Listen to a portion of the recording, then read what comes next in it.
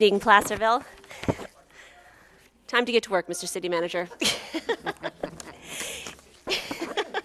It is 6 o'clock, June 25th, 2013, and I'd like to open the regularly scheduled City Council meeting of the Placerville City Council. Good evening. Would you please, at this point, stand and join me in the Pledge of Allegiance? I pledge allegiance to the flag of the United States of America and to the republic for which it stands, one nation, under God, indivisible, with liberty and justice for all. Thank you. Nice to see so many people in our audience tonight, and would like to express a warm welcome to the folks at home, too. And with that, may we have the roll call, please, Mrs. Zito? Certainly. Councilmember Borelli. Here. Vice Mayor Hagan. Here. Councilmember Patton. Here. Mayor Thomas. Here. Councilmember Wilkins. Here. Thank you. With that, we move on to item 3, announcements and presentations to the public. And first on the announcements, I would like to thank our city staff and El Dorado Disposal and our Park and Recs crew for the amazing community cleanup that we had last Saturday. That's such a wonderful gift to our community. And Mrs. Ito, would you like to share some of the fruitage from last Saturday's event? I would love to share the tonnage. The annual spring cleanup day was held on Saturday, June 15th at the Mosquito Park and Ride. We collected 36.925 tons of combined trash, green waste, and donations to Snowline Hospice.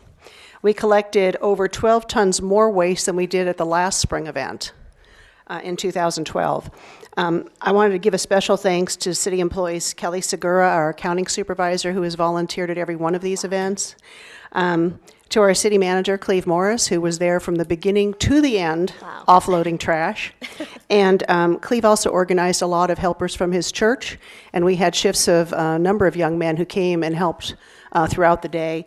And to another community volunteer, Richard Zito, who gets volunteered for this every year. Any relation to you? No. A special thanks to Bob Pine from Steve's crew. Bob Pine goes out there on Wednesday and sets up barricades with no parking signs to make sure all those large vehicles are out of there so we can get going on Saturday morning. I know it takes a lot of time from his usually really busy schedule, so big thanks to Bob, too. And our annual fall event is already planned for September 28th. Great. So Well, there'll be more information coming on that. thank you so much. I don't know of many cities whose city administration and volunteers their time to help the community clean itself up. So really appreciate all your efforts. The next announcement, I'd like to remind everyone to continue voting at www.paintwhatmatters.com. And for those of you who don't know, Placerville has been narrowed down to one of 100 cities in the United States that has an opportunity to get their main street repainted. And this is a private enterprise program from Benjamin Moore Paint and Company and the Paint What Matters program that is backed by Brad Pitt. Doesn't mean Brad Pitt's going to come paint Main Street, but he's behind the efforts. And the winner will be determined by popular vote. You can vote every day on every device that you have. And the winners will, voting ends June 30th. So continue to vote. And 2 weeks ago, we were number 8 in the nation, and they will paint the top 20. So we have a really good shot at this. So vote. Get out your phones right now and start voting. The last announcement I have is about the Form 700 and our elected officials. The Form 700, which discloses potential conflicts of interest, can be a confusing document. And this has certainly been brought to light by some of the recent legal challenges that some of our local electeds have faced. And my husband is on the fire board, and we got to talking one day, and he remarked that it would be extremely beneficial to have a Form 700 workshop to ensure that your representation has the tools they need to be fully compliant and fully transparent. And so we've been working with our wonderful city clerk, Susan Zito, who has been working with the FPPC. And we will host a workshop here at Town Hall on Thursday, August 15th. So from 9 to 11, there will be a session specifically for El Dorado County elected officials, and we are currently sending out invitations to that. From 1 to 3, a session will be held for our city employees whose positions are listed in our conflict of interest code. So I think this is going to be a very meaningful, helpful tool. So come with your questions, and council, I hope you can all attend. So thank you so much, Susan, for facilitating that. Really appreciate that. With that, we move. Is there any other announcements, presentations to the public? Mr. Morris, anything else? Okay. With that, we move on to item 4, closed session report. City Attorney Driscoll. Thank you, Madam Mayor. Tonight, council did not take reportable action in closed session. All right, thank you. And next we have ceremonial matters, always one of my favorite parts of the evening's agenda. Oh, I'm sorry. Got so excited, I forgot the adoption of the agenda.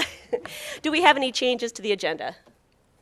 Do I have any motion? I'll move. Second. It's been moved by Vice Mayor Hagan, seconded by Council Member Patton. All those in favor? Aye. Aye. Aye. All right, agenda is adopted. Now, ceremonial matters. I see we have our members of our police force here, and we have a new member joining our police force tonight, and we are celebrating the promotion of another officer. So, Interim Chief Scott, would you like to say a few words tonight? Certainly, Madam Mayor and members of the City Council, I'm proud to announce and introduce our most recent promotion of Brody Jordan to the rank of Sergeant. Sergeant Jordan has been a member of the Police Department for 10 years. He's specialized in crime scene investigation. He's a former SWAT member and a field training officer. Sergeant Jordan was recently assigned as coordinator of a national night out project, which is Project 365, that entails a consistent, coordinated, and documented enforcement effort to clean up Benham Park and return it to its once thriving family park. Secondly, I'd also like to announce our newest officer, Officer Art Brown. Officer Brown is a recent graduate of the Sacramento County Sheriff's Department Academy, and prior to that, he served in the United States Army that included 2 deployments to Afghanistan. Art has begun his official training with us in our field training program, and I look forward to each of them approaching their assignments in a enthusiastic and professional way. Thank you. Officers, if you'll raise your right hand and repeat after me. I, please state your names, do solemnly affirm that I will support and defend the Constitution of the United States and the Constitution of the State of California against all enemies, foreign and domestic, that I will bear true faith and allegiance to the Constitution of the United States and the Constitution of the State of California, that I take this obligation freely without any mental reservation or purpose of evasion, and that I will well and faithfully discharge the duties upon which I am about to enter. Congratulations. Sergeant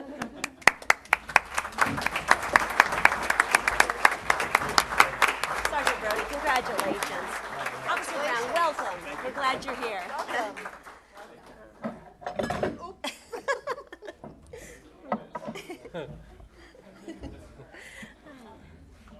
That's all right. We are absolutely delighted to have you serving our city of Placerville and the citizens here. So welcome and thank you so much for your service. Yes. Yes.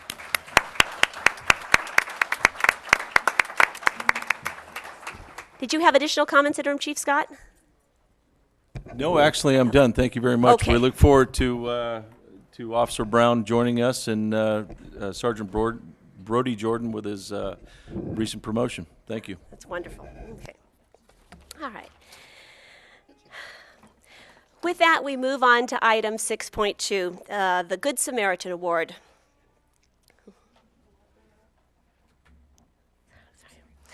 At this time, I'd like to invite Michael and Heather Goodwin and Matt Hall up to the podium. I'm going to have some opening comments, and then I'll present the award. And then a member of our audience, Jania Thomas, can come up and we'll have some closing comments as well. Hello, Heather and Michael and Matt.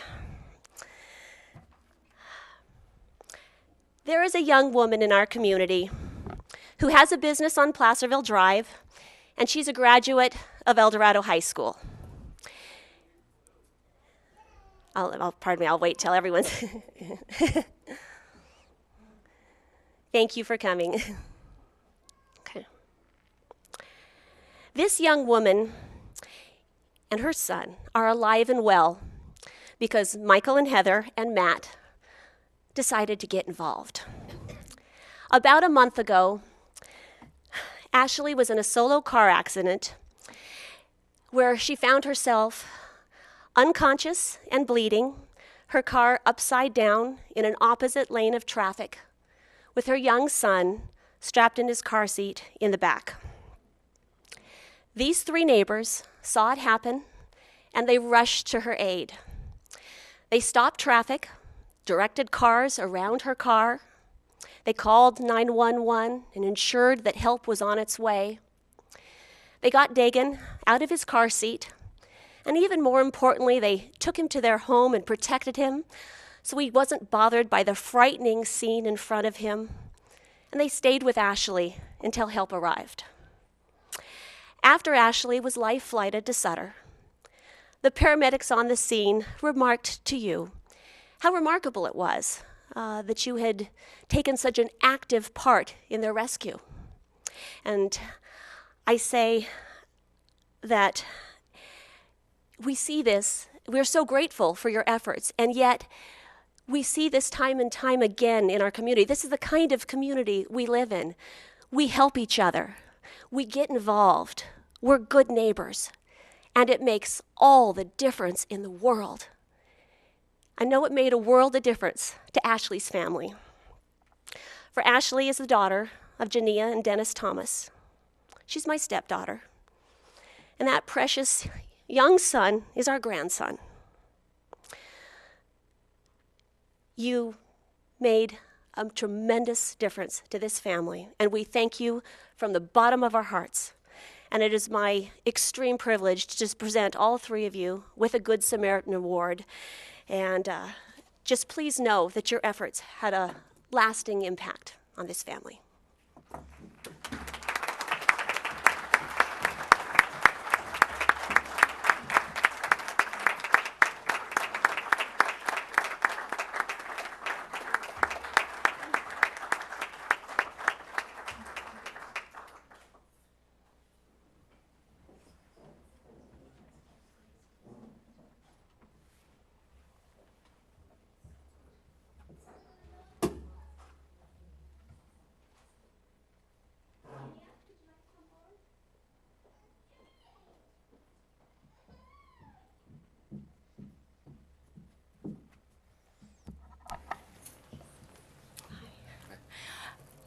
I think Wendy pretty much said everything that I was going to say, so I have not had the chance to meet you guys, but it certainly was not the phone call that I wanted to get. And I cannot thank you enough for sitting there and holding my daughter's hand. I read their reports and I heard what you guys did, and it's unbelievable. Thank you so much.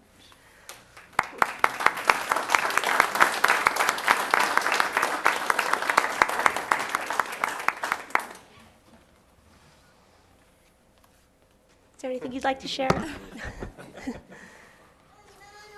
We just really appreciate the appreciation. We would have done it for anyone, and it was just a first instinct for us. And we were so worried about Ashley. We were trying to figure out how to find out if she was okay. So when we saw you guys out there with her the next day, it was such a relief. And this is just such a really nice, happy ending, and it feels good for all of us. So thank you so much for thanking us. And we're glad that she's okay. It's the least we could do. Thank you so much. And Ashley, I'm going to embarrass you. Stand up. And Ashley is getting married in a couple weeks, so it is a great joy that we celebrate you today. So thank you. Thank you.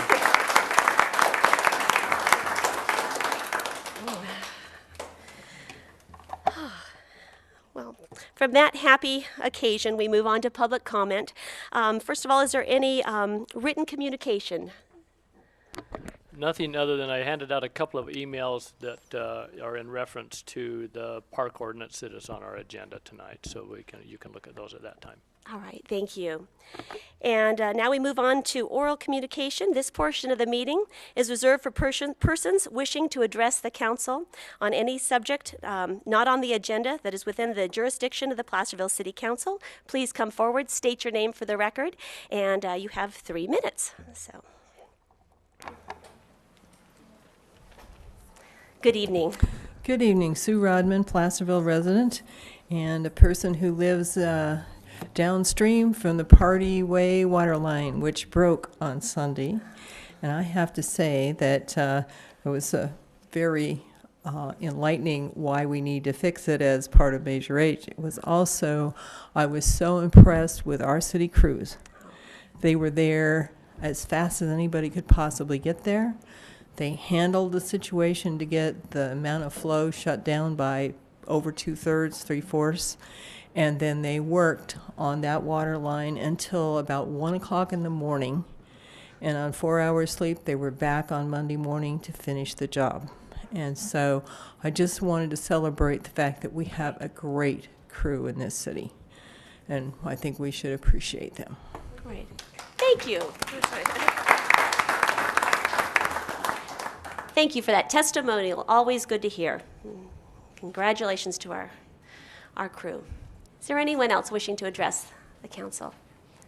Good evening. Good evening, Madam Mayor and council members. It's a pleasure to be here. I'm Angela Swanson, a councilwoman in South Lake Tahoe. And I've had the pleasure to meet some of you at events, and you will see that there was a handout provided to you. I'm one of the members of the Board of Directors of the Sacramento Valley region of the League of California Cities, our professional organization.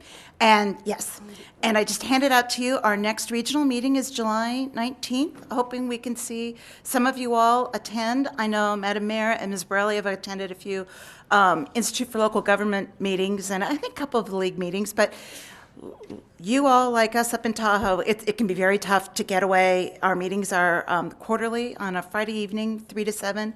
This time, though, I really wanted to just make a pitch for you all to come and attend and join us.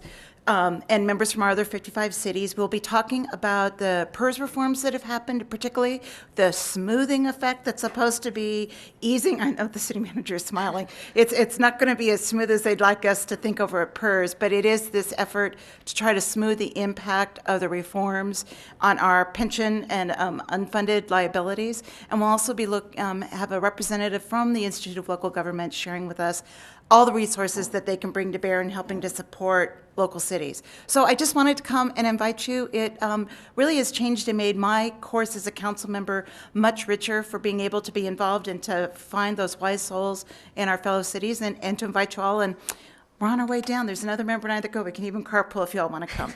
Anyway, so thank you very much. It's nice to get to visit and see. And I feel so prosaic talking after such special things. A new officer on the street is something to be celebrated. And people stepping up in your community. What a lovely thing to get to watch and share in. So thank you. Oh, thank you, Angela. Thank you for coming down from the other city in El Dorado County. We're sisters in that respect. Is there anyone else? With that, I will close public comment and move on to our... Oh, excuse me, one more. You got just under the wire, Barry. Good evening. I was looking around to see if anybody was going to stand. Barry Batchelor, Miss Flat, Madam Mayor, council members. I would like to propose a workshop at East Main and Nevada City Highway in Grass Valley, which is a brand new to us, roundabout. And I would like to be able, part of that workshop is to be able to see how foot traffic can negotiate it, how cars can negotiate it, and bicycles.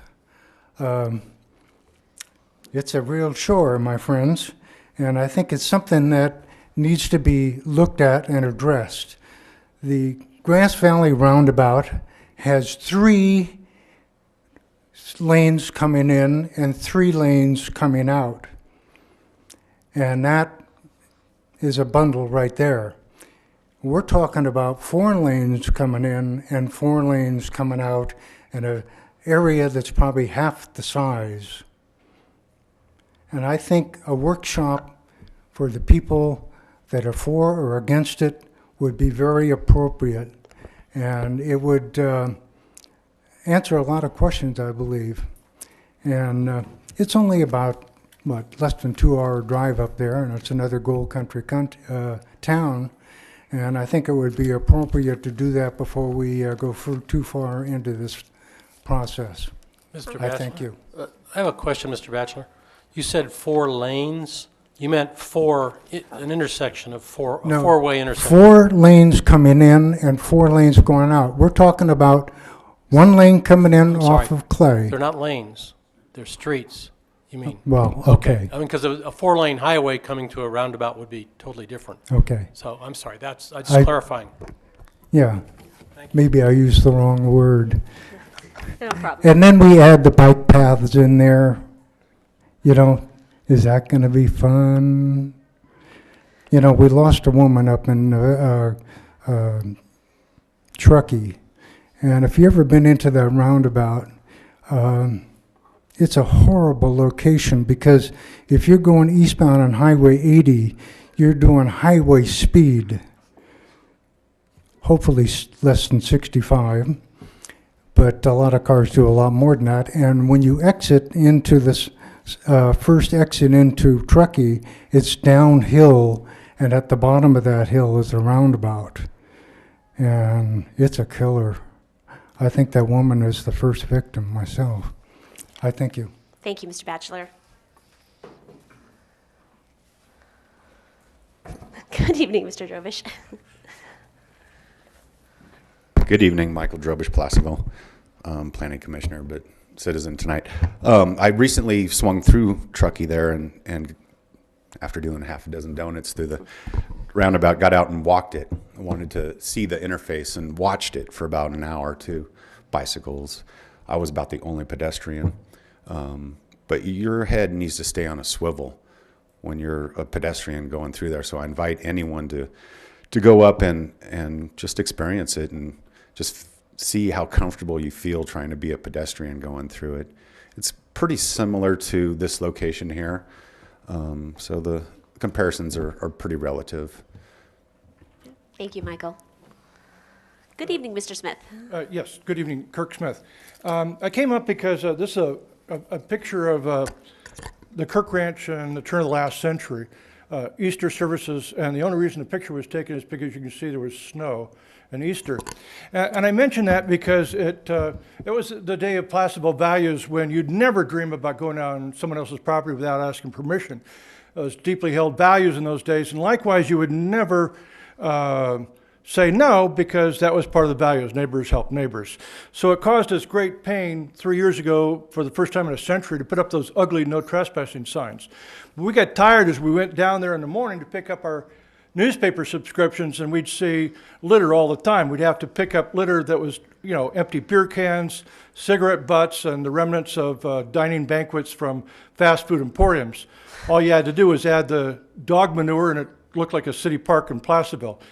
So that's why we put up the signs. But you know, it doesn't do any good. We just ran off a couple people last week who were camping on the property. This happens all the time. They were trying out their brand new bongs. And then, you know, a week before, there was a couple I wake up in the morning because they said they were there to see the sunrise in the morning. But of course, they were 3 hours too late. So if you're wondering, what does this rambling story have to do with us, apart from bemoaning the fact that, you know, the values are not the same, they're changing.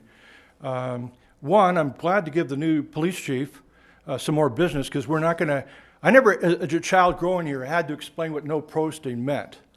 You know, you get on that property and you committed the crime of trespass, and you could get arrested. So there's no more second warnings, we'll just call the police department. And, you know, and then again, we'll talk about our parks later. Because I see that you fought courageously for the right of people to leave cigarette butts, and you passed off the stuff about dog manure on the roads. I don't think that's addressed, so maybe we can talk about that later. All right, thank you.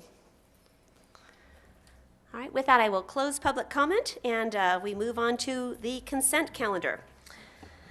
All matters listed under the consent calendar are considered routine and will be enacted by one motion by roll call vote unless a member of the council wishes to remove an item for discussion. Does anyone wish to do so? Yes, 8.7. All right. You wish to pull 8.7? All right. Any other changes? Okay. With that, do I have a motion? I'll move for approval. Second. So we've been moved for approval except for item 8.7. Oh, yes. Oh, I'm so sorry. Is there any member of the public that wishes to comment on any item on the consent calendar?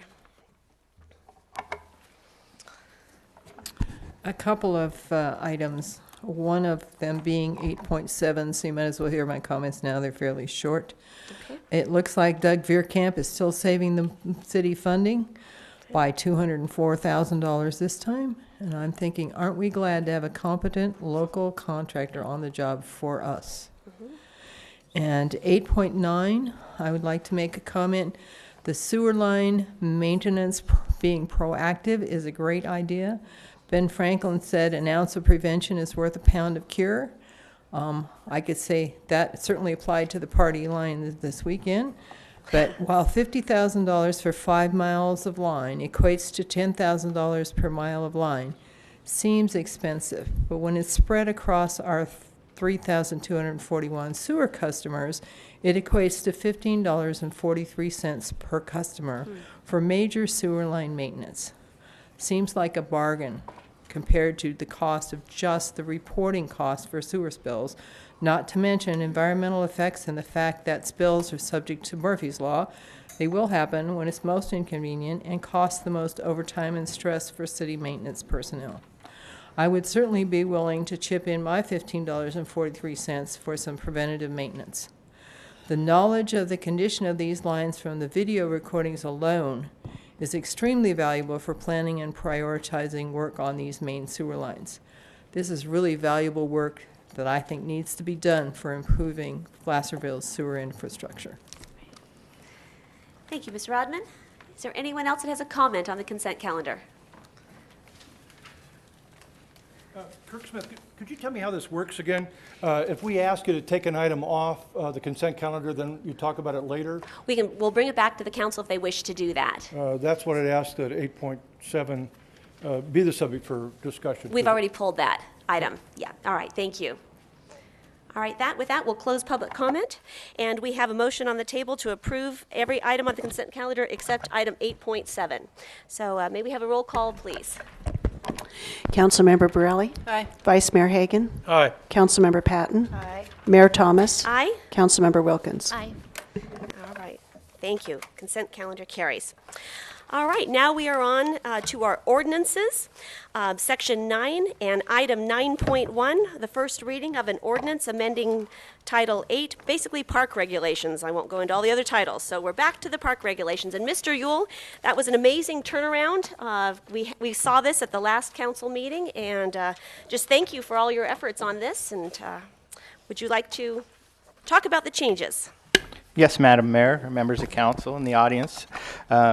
At the June 11th City Council meeting, a draft park rules ordinance was introduced. The proposed language represented changes to the existing policy, additional conditions, and a reorganization of the ordinance to make it easier for park visitors to reference. After a considerable amount of discussion, it was determined that staff should work on further revisions to draft ordinance and eliminate or revise conditions that may be too cumbersome or deemed unnecessary. After further consideration, revisions to the proposed ordinance include the following.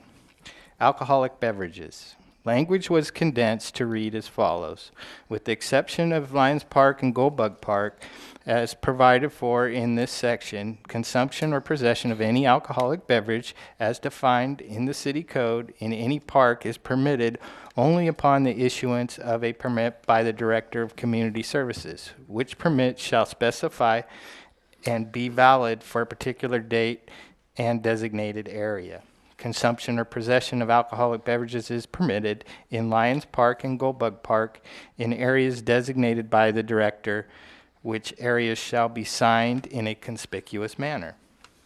We also did a little work on our dogs and animals section, which was quite lengthy conversation we had at our last council meeting.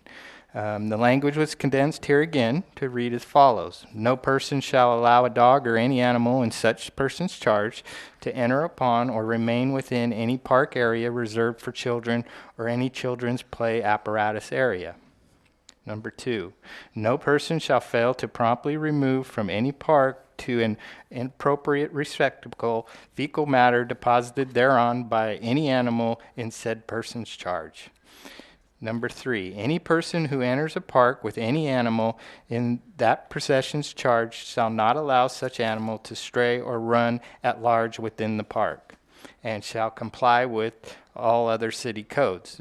Dogs shall be maintained on a leash and shall properly be licensed and vaccinated.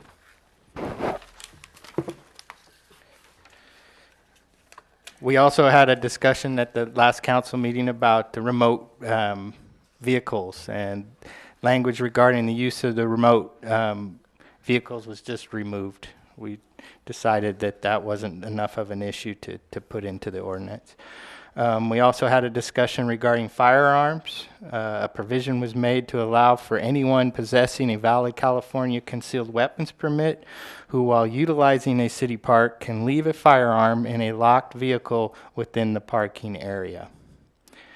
A new section that wasn't in the last ordinance is in regards to special events and filming permits. And so we added some language to address a process, an application process for those types of activities within our parks. And the following added language was added to accommodate that. Any person desiring to use a park or park facility for a special event having 50 or more participants shall notify the Director of Community Services of such intended use and shall obtain the appropriate special event permit from the Director. In addition to that, any person desiring to use a park or park facility for the purpose of producing a commercial video or film shall first obtain a filming permit from the Director of Community Services. This provision is not intended to prohibit filming or videotaping for an individual's personal use. The rest of the ordinance has remained the same. The proposed ordinance provides necessary language to ensure that posted rules can be enforced by the Director of Community Services or a police officer, resulting in, but not limited to, ejection from any of the park facilities. It was brought to my attention that there may be a little contradictory language that we need to clean up, in that the intent of the Recreation Parks Commission was that someone would be removed from a park for the remainder of the day. And that might be a little bit of inconsistent language there that we need to clean up. Other rec commissioners brought to my attention that during the last council discussion, there wasn't much mention of the fire risk that we have throughout our park systems, and that wasn't really part of our smoking discussion, and that was just one of the factors that they really considered when they were trying to come up with smoking rules. So with that, I'd be happy to answer any questions. And Thank you so much, Mr. Yule. Vice Mayor Hagan, do you have any questions? Not at this point. No? Councilmember Wilkins? Have we had a lot of fires at the parks coming from cigarettes? On occasion, we had one at Goldbug Park not too long ago, and that resulted in us putting together a fire safe plan for Goldbug.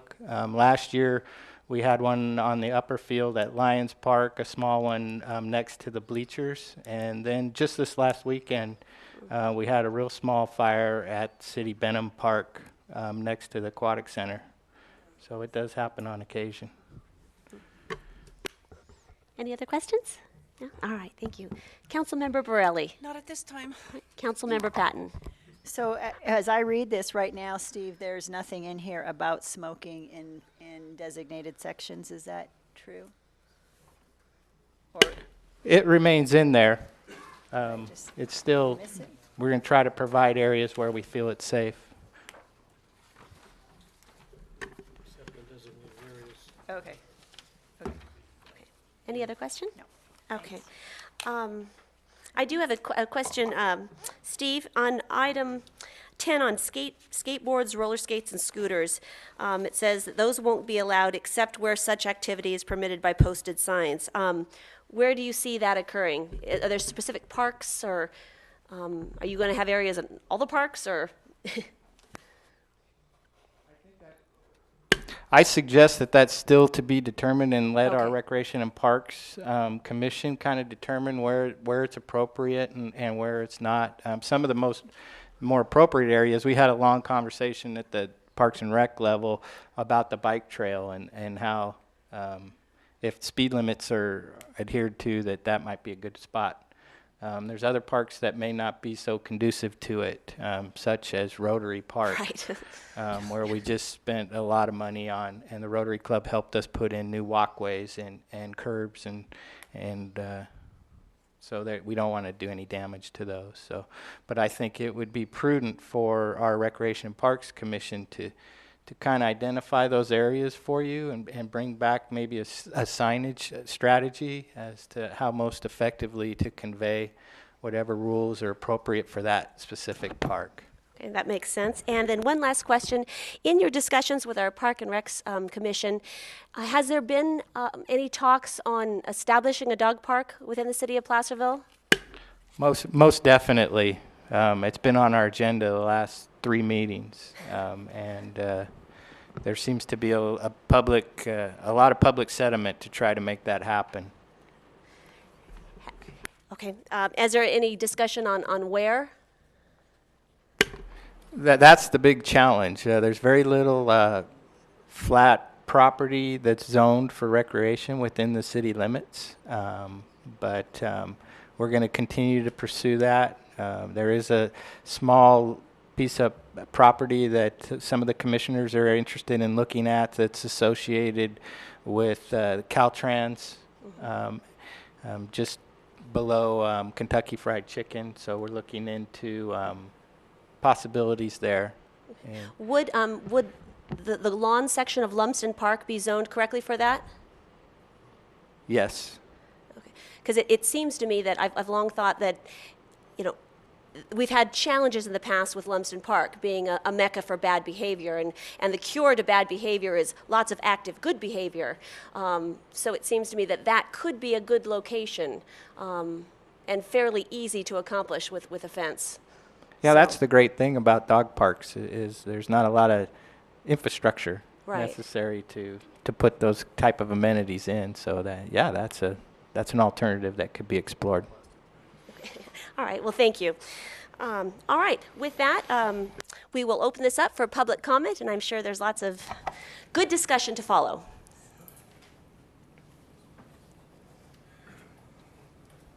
Kirk Smith, on the issue of the dogs, I think if your ordinance is directed towards picking up dog waste and making sure you're responsible for picking up the waste, you're missing the problem, because that's the most odorous part of the problem, the most obvious. But if you look on the Center for Disease Control, you'll see about 2 pages of diseases that are carried by dogs. So just because you pick up the waste doesn't mean you're not leaving large amounts of microorganisms that are highly toxic. A couple of you were on the board of directors for Marshall Hospital, so you might ask your director, in the last 10 years, how many cases of necrotizing fasciitis, MRSA infections have they had? Now, so you know, that word means flesh-eating bacteria.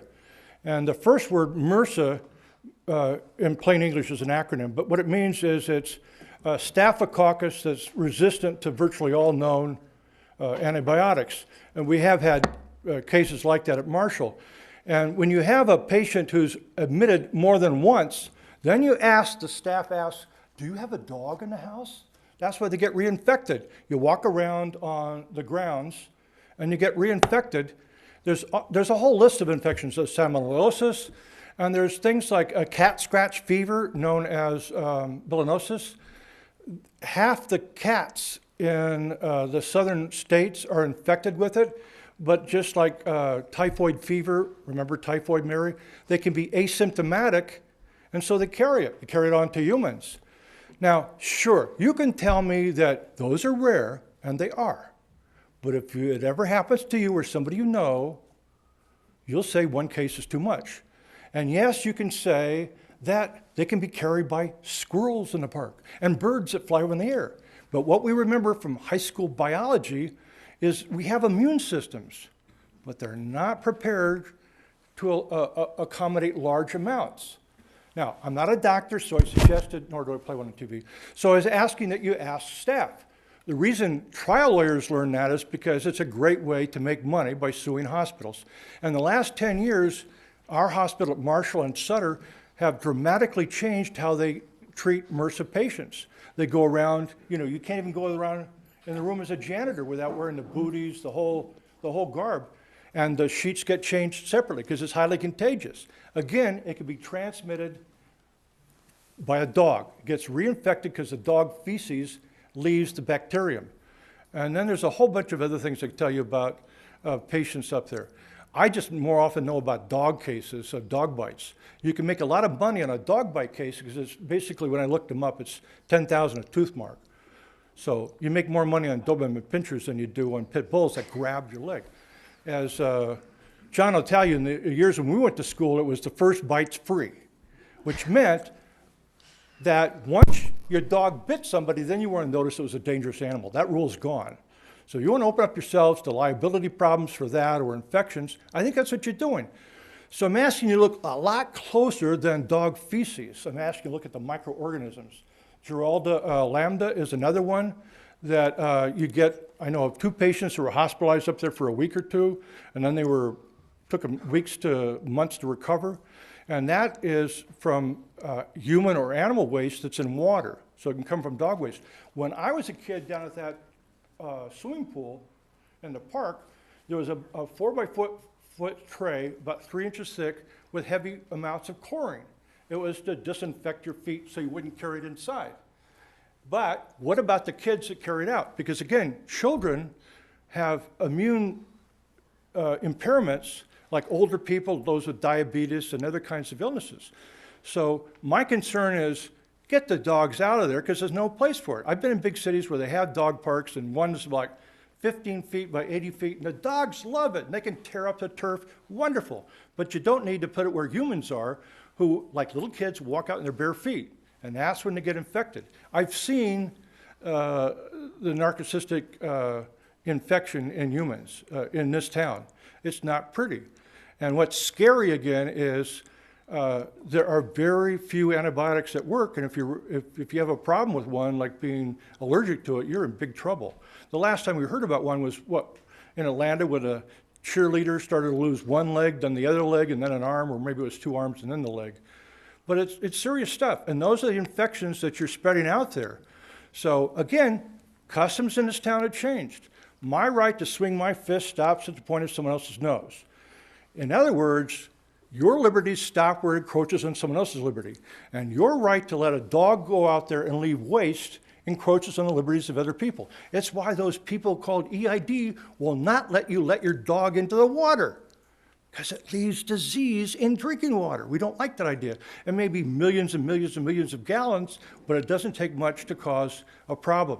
That's why I think get the dogs out. And I also, same thing for get your cigarette butts off my property, get your butts, if you can't control them, pick them up, then get out. It's a public safety issue that affects the liberties of other people. Thank you, Mr. Smith.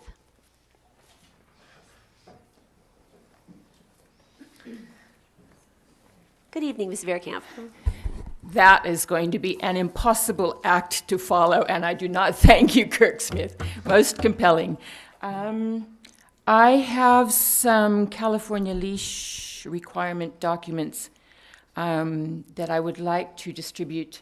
If I can give them to Susan, and if you could give each member that we're looking at in front of us a copy, and yourself as well.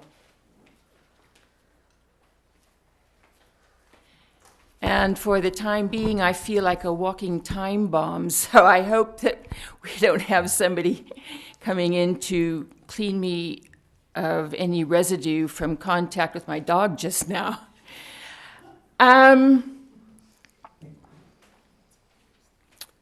139 years ago, the California State Grange had a working document or a statement of principles, which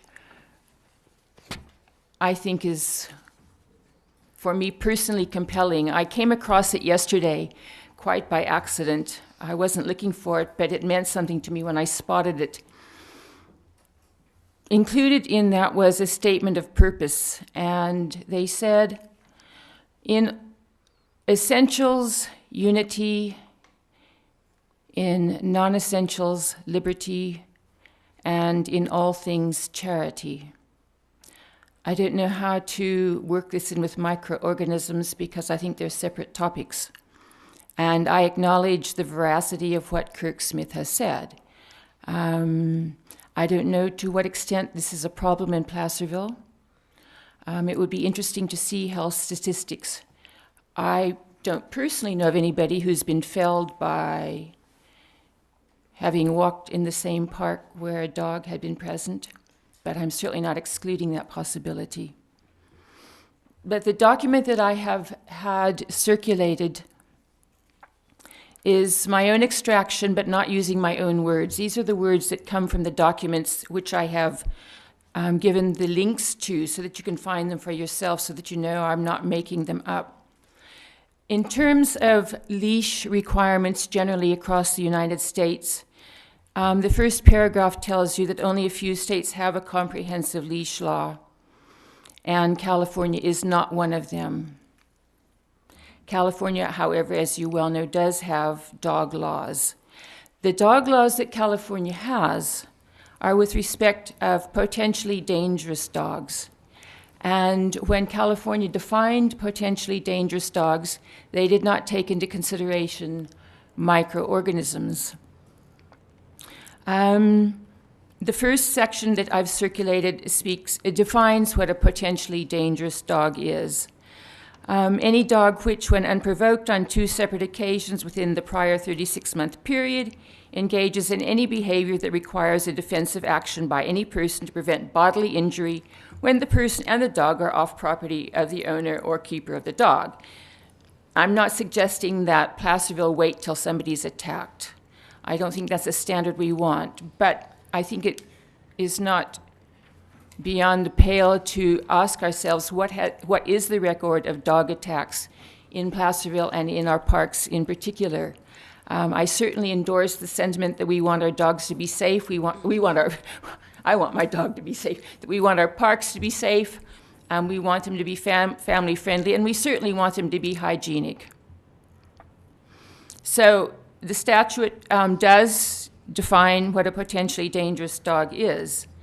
Further, it says that a potentially dangerous dog while on an owner's property shall at all times be kept indoors or in a securely fenced yard, etc., etc., etc.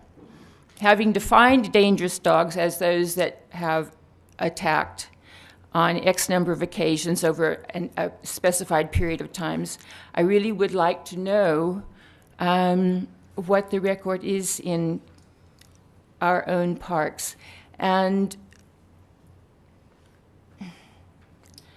I would stray a bit simply to say that if it's not absolutely essential that we limit dog owners and their dogs, that we reconsider and err on the side of liberty as opposed to regulations which make us fearful.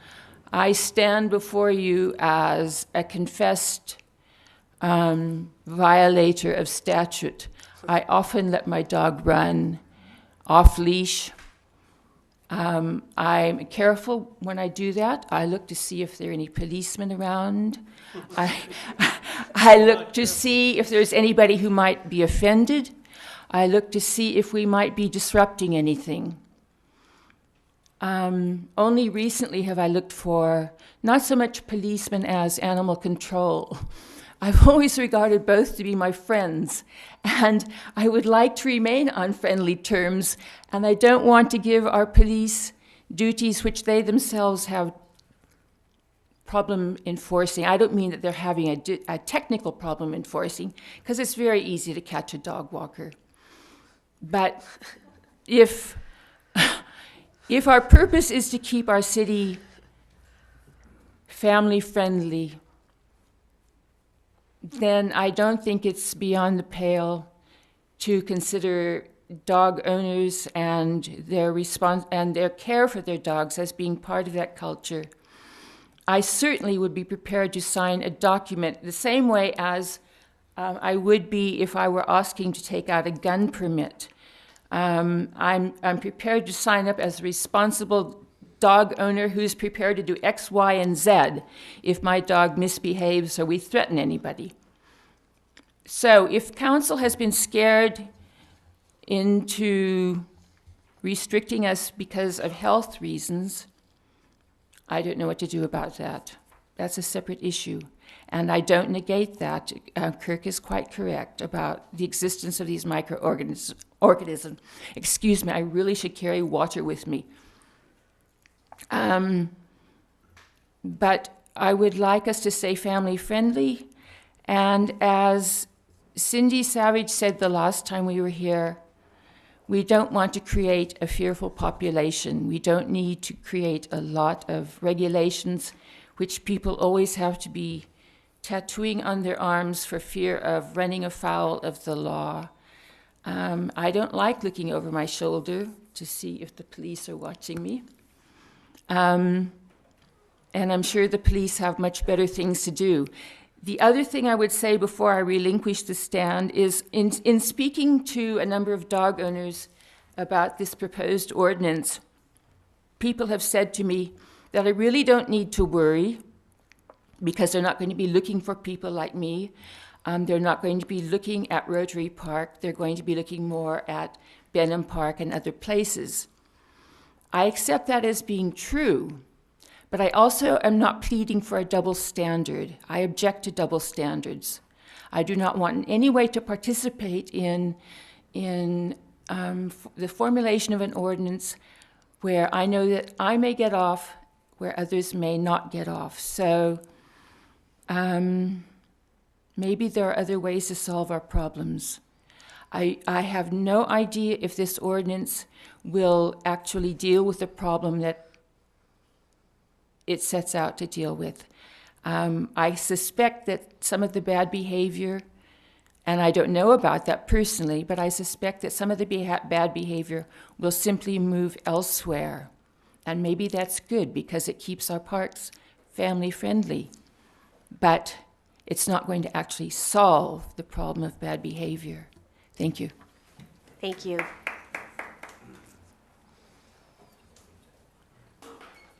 Is there anyone else wishing to address us on the park regulations? Sue Rodman. And I read these very carefully, and I have quite a few comments. I would say these regulations are an improvement from the last city council, but maybe it would help us to remember that even the Lord only gave us 10 commandments. There are some changes I suggest that would create a more park user-friendly tone and still achieve the same purpose we have for limiting bad behavior. I would suggest that there is some language that would make this much clearer. And the first one is A, closing time. And I would suggest language that says city parks are closed from 1 hour after sunset to 1 hour before sunrise, except as provided in subsection 1. No person shall enter, be present, or engage in activities in city parks when they are closed. I think that's clearer and shorter. And then the exceptions are engage in city business, city authorized activities, or authorized by permit. To me, that's a little cleaner way to read it.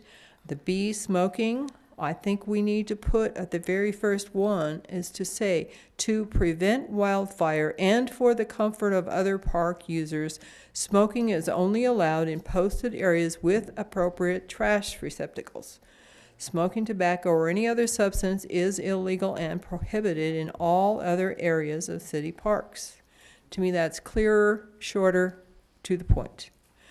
The commercial activity, I think we've done a good job with. Alcoholic beverages, I think, is another one that's rather tangled up. I would switch number 1 and 2 And if you put number 2 as first, then that puts the specific case first. And then you don't have to have a lot of exception language. All you have to say for number 2 would be, for all other parks, consumption or possession of alcoholic beverages is prohibited unless authorized by permit from the director specifying the date and specific area for the use. And under the general conduct, the dogs, I think leash law is one thing.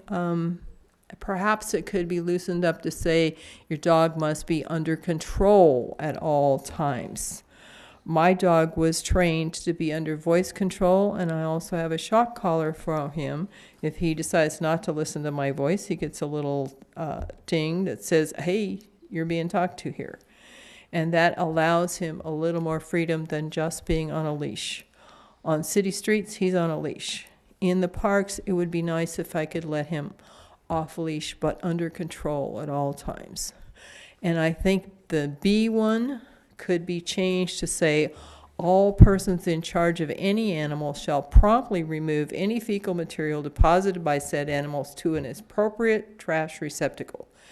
To me, that's cleaner and a lot easier to understand. It means pick up after your dog. On motor vehicles, I think that's another one that could be cleaned up to just say all motorized vehicle use is limited to areas designated for motor vehicle use. All other park areas are closed to motor vehicles with the possible exceptions: scooters and motorized wheelchairs in proper use by mobility impaired persons, city employees in performance of their duties, and use under permit from the director.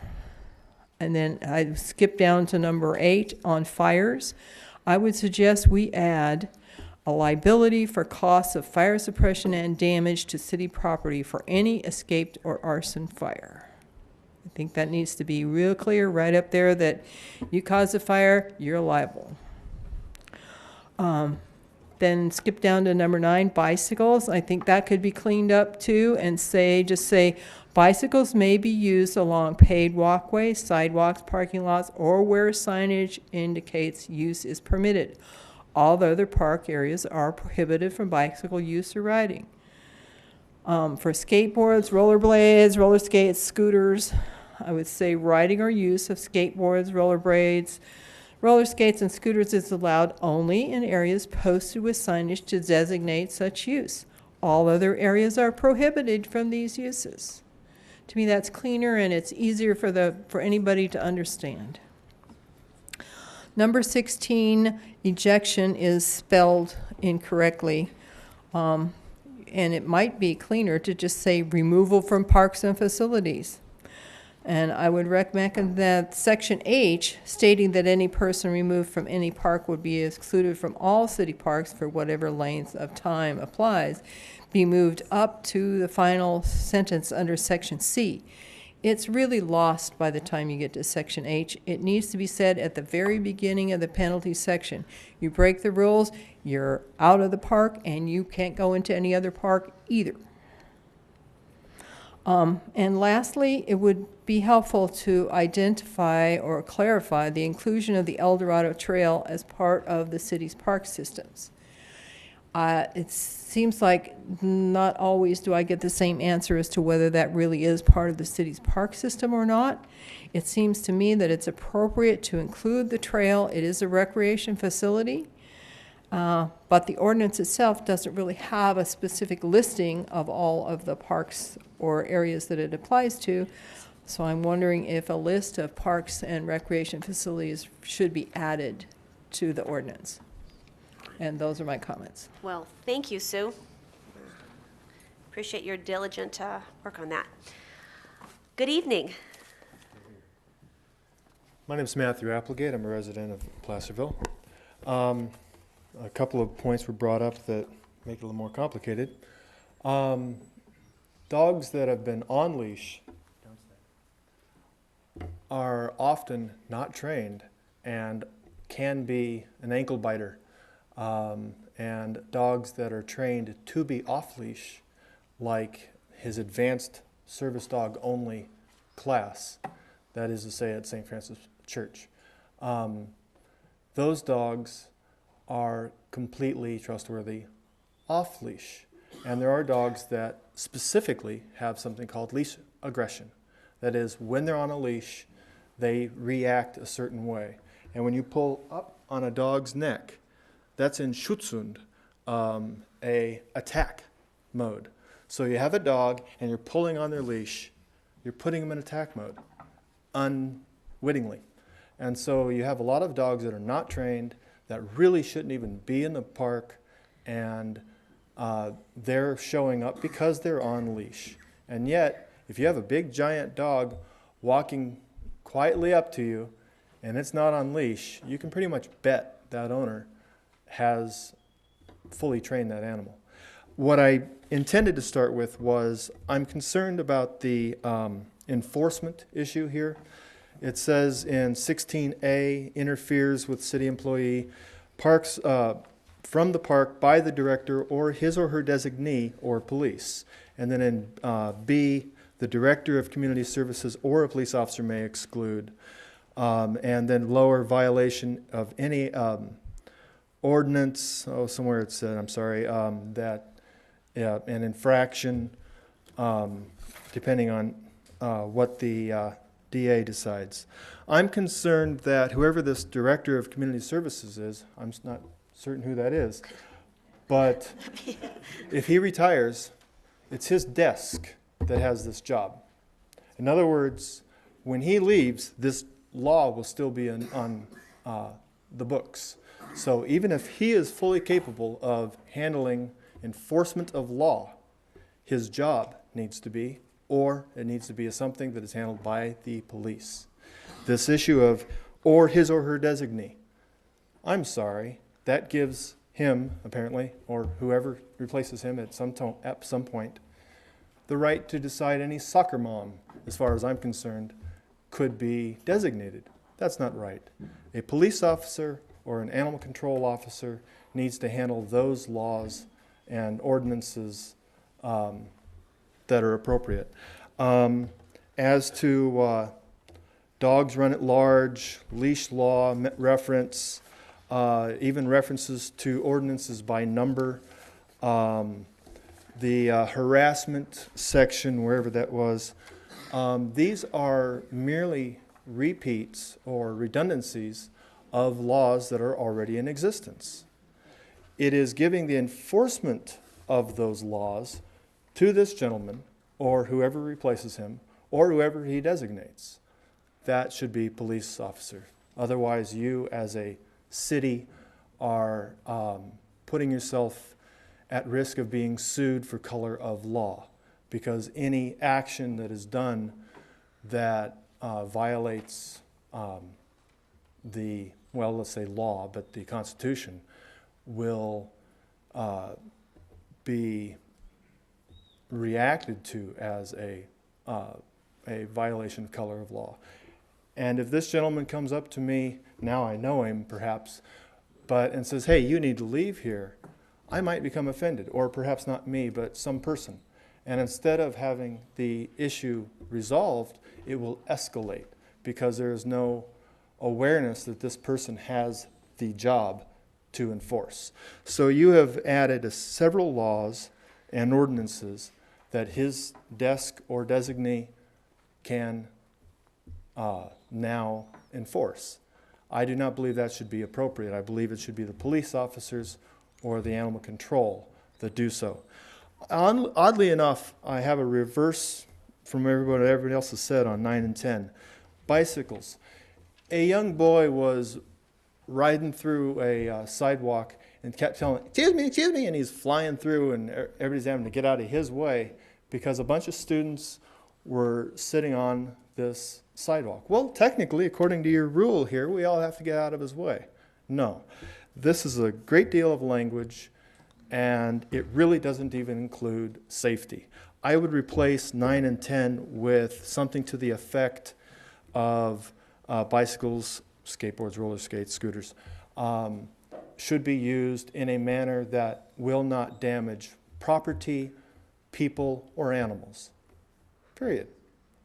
Because if it is on blacktop that's not otherwise designated and it's out of everybody's way, What's the problem? But yet in this, that kid who was flying through people who were sitting down on a sidewalk, he apparently has your consent. That's totally wrong. It was 4B, infraction or misdemeanor. And my concern is that his desk would be given the position, I mean to say, laws last longer than one person's tenure, to enforce all of these rules. I truly believe that should be corrected. And there's no mention of behavior. It was brought up, but if an animal's behavior is such that it is a concern, then it should not, even on leash, be on the park. I ran into one guy with a, I suppose it was a mini Aussie. Not a dog you would have a concern with. And he was kind of proud of the fact that his stupid little dog, I've had an Aussie, very bold animal, would attack if anybody got in its space, and he had it on leash. It's like, well, wait a minute. Okay, so it attacks other dogs, not people. And he has it on leash on parks. Well, you've got... If I can ask you to wrap up your comments, I'm sorry to do it. We have a very long agenda ahead of us. So. You've given him every right to do so. It really matters as to what that animal's training is and what that animal's behavior is. Point well taken. Thank you very much. Appreciate it. Turn.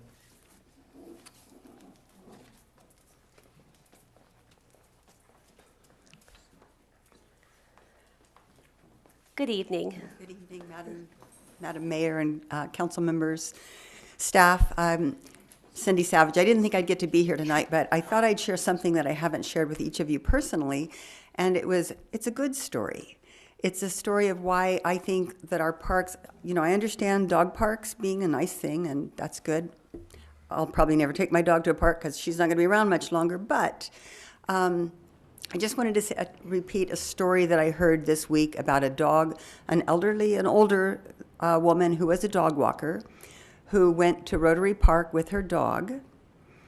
And the most wonderful thing happened, and this is what should be happening in our parks and why I disagree with separating people into different places, because she had a wonderful interaction with a kid.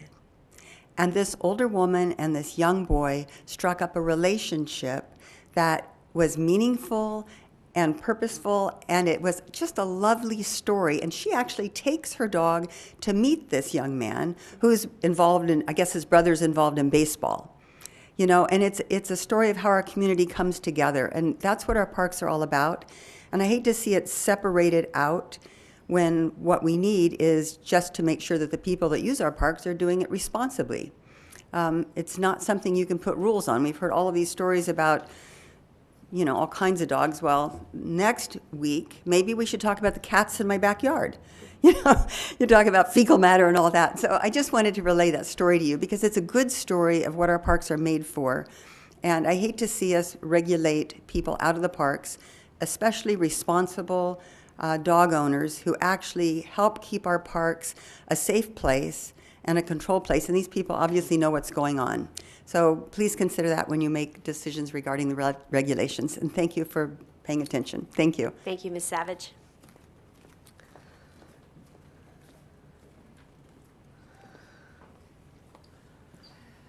Good evening. Good evening, Mayor Thomas and members of the council.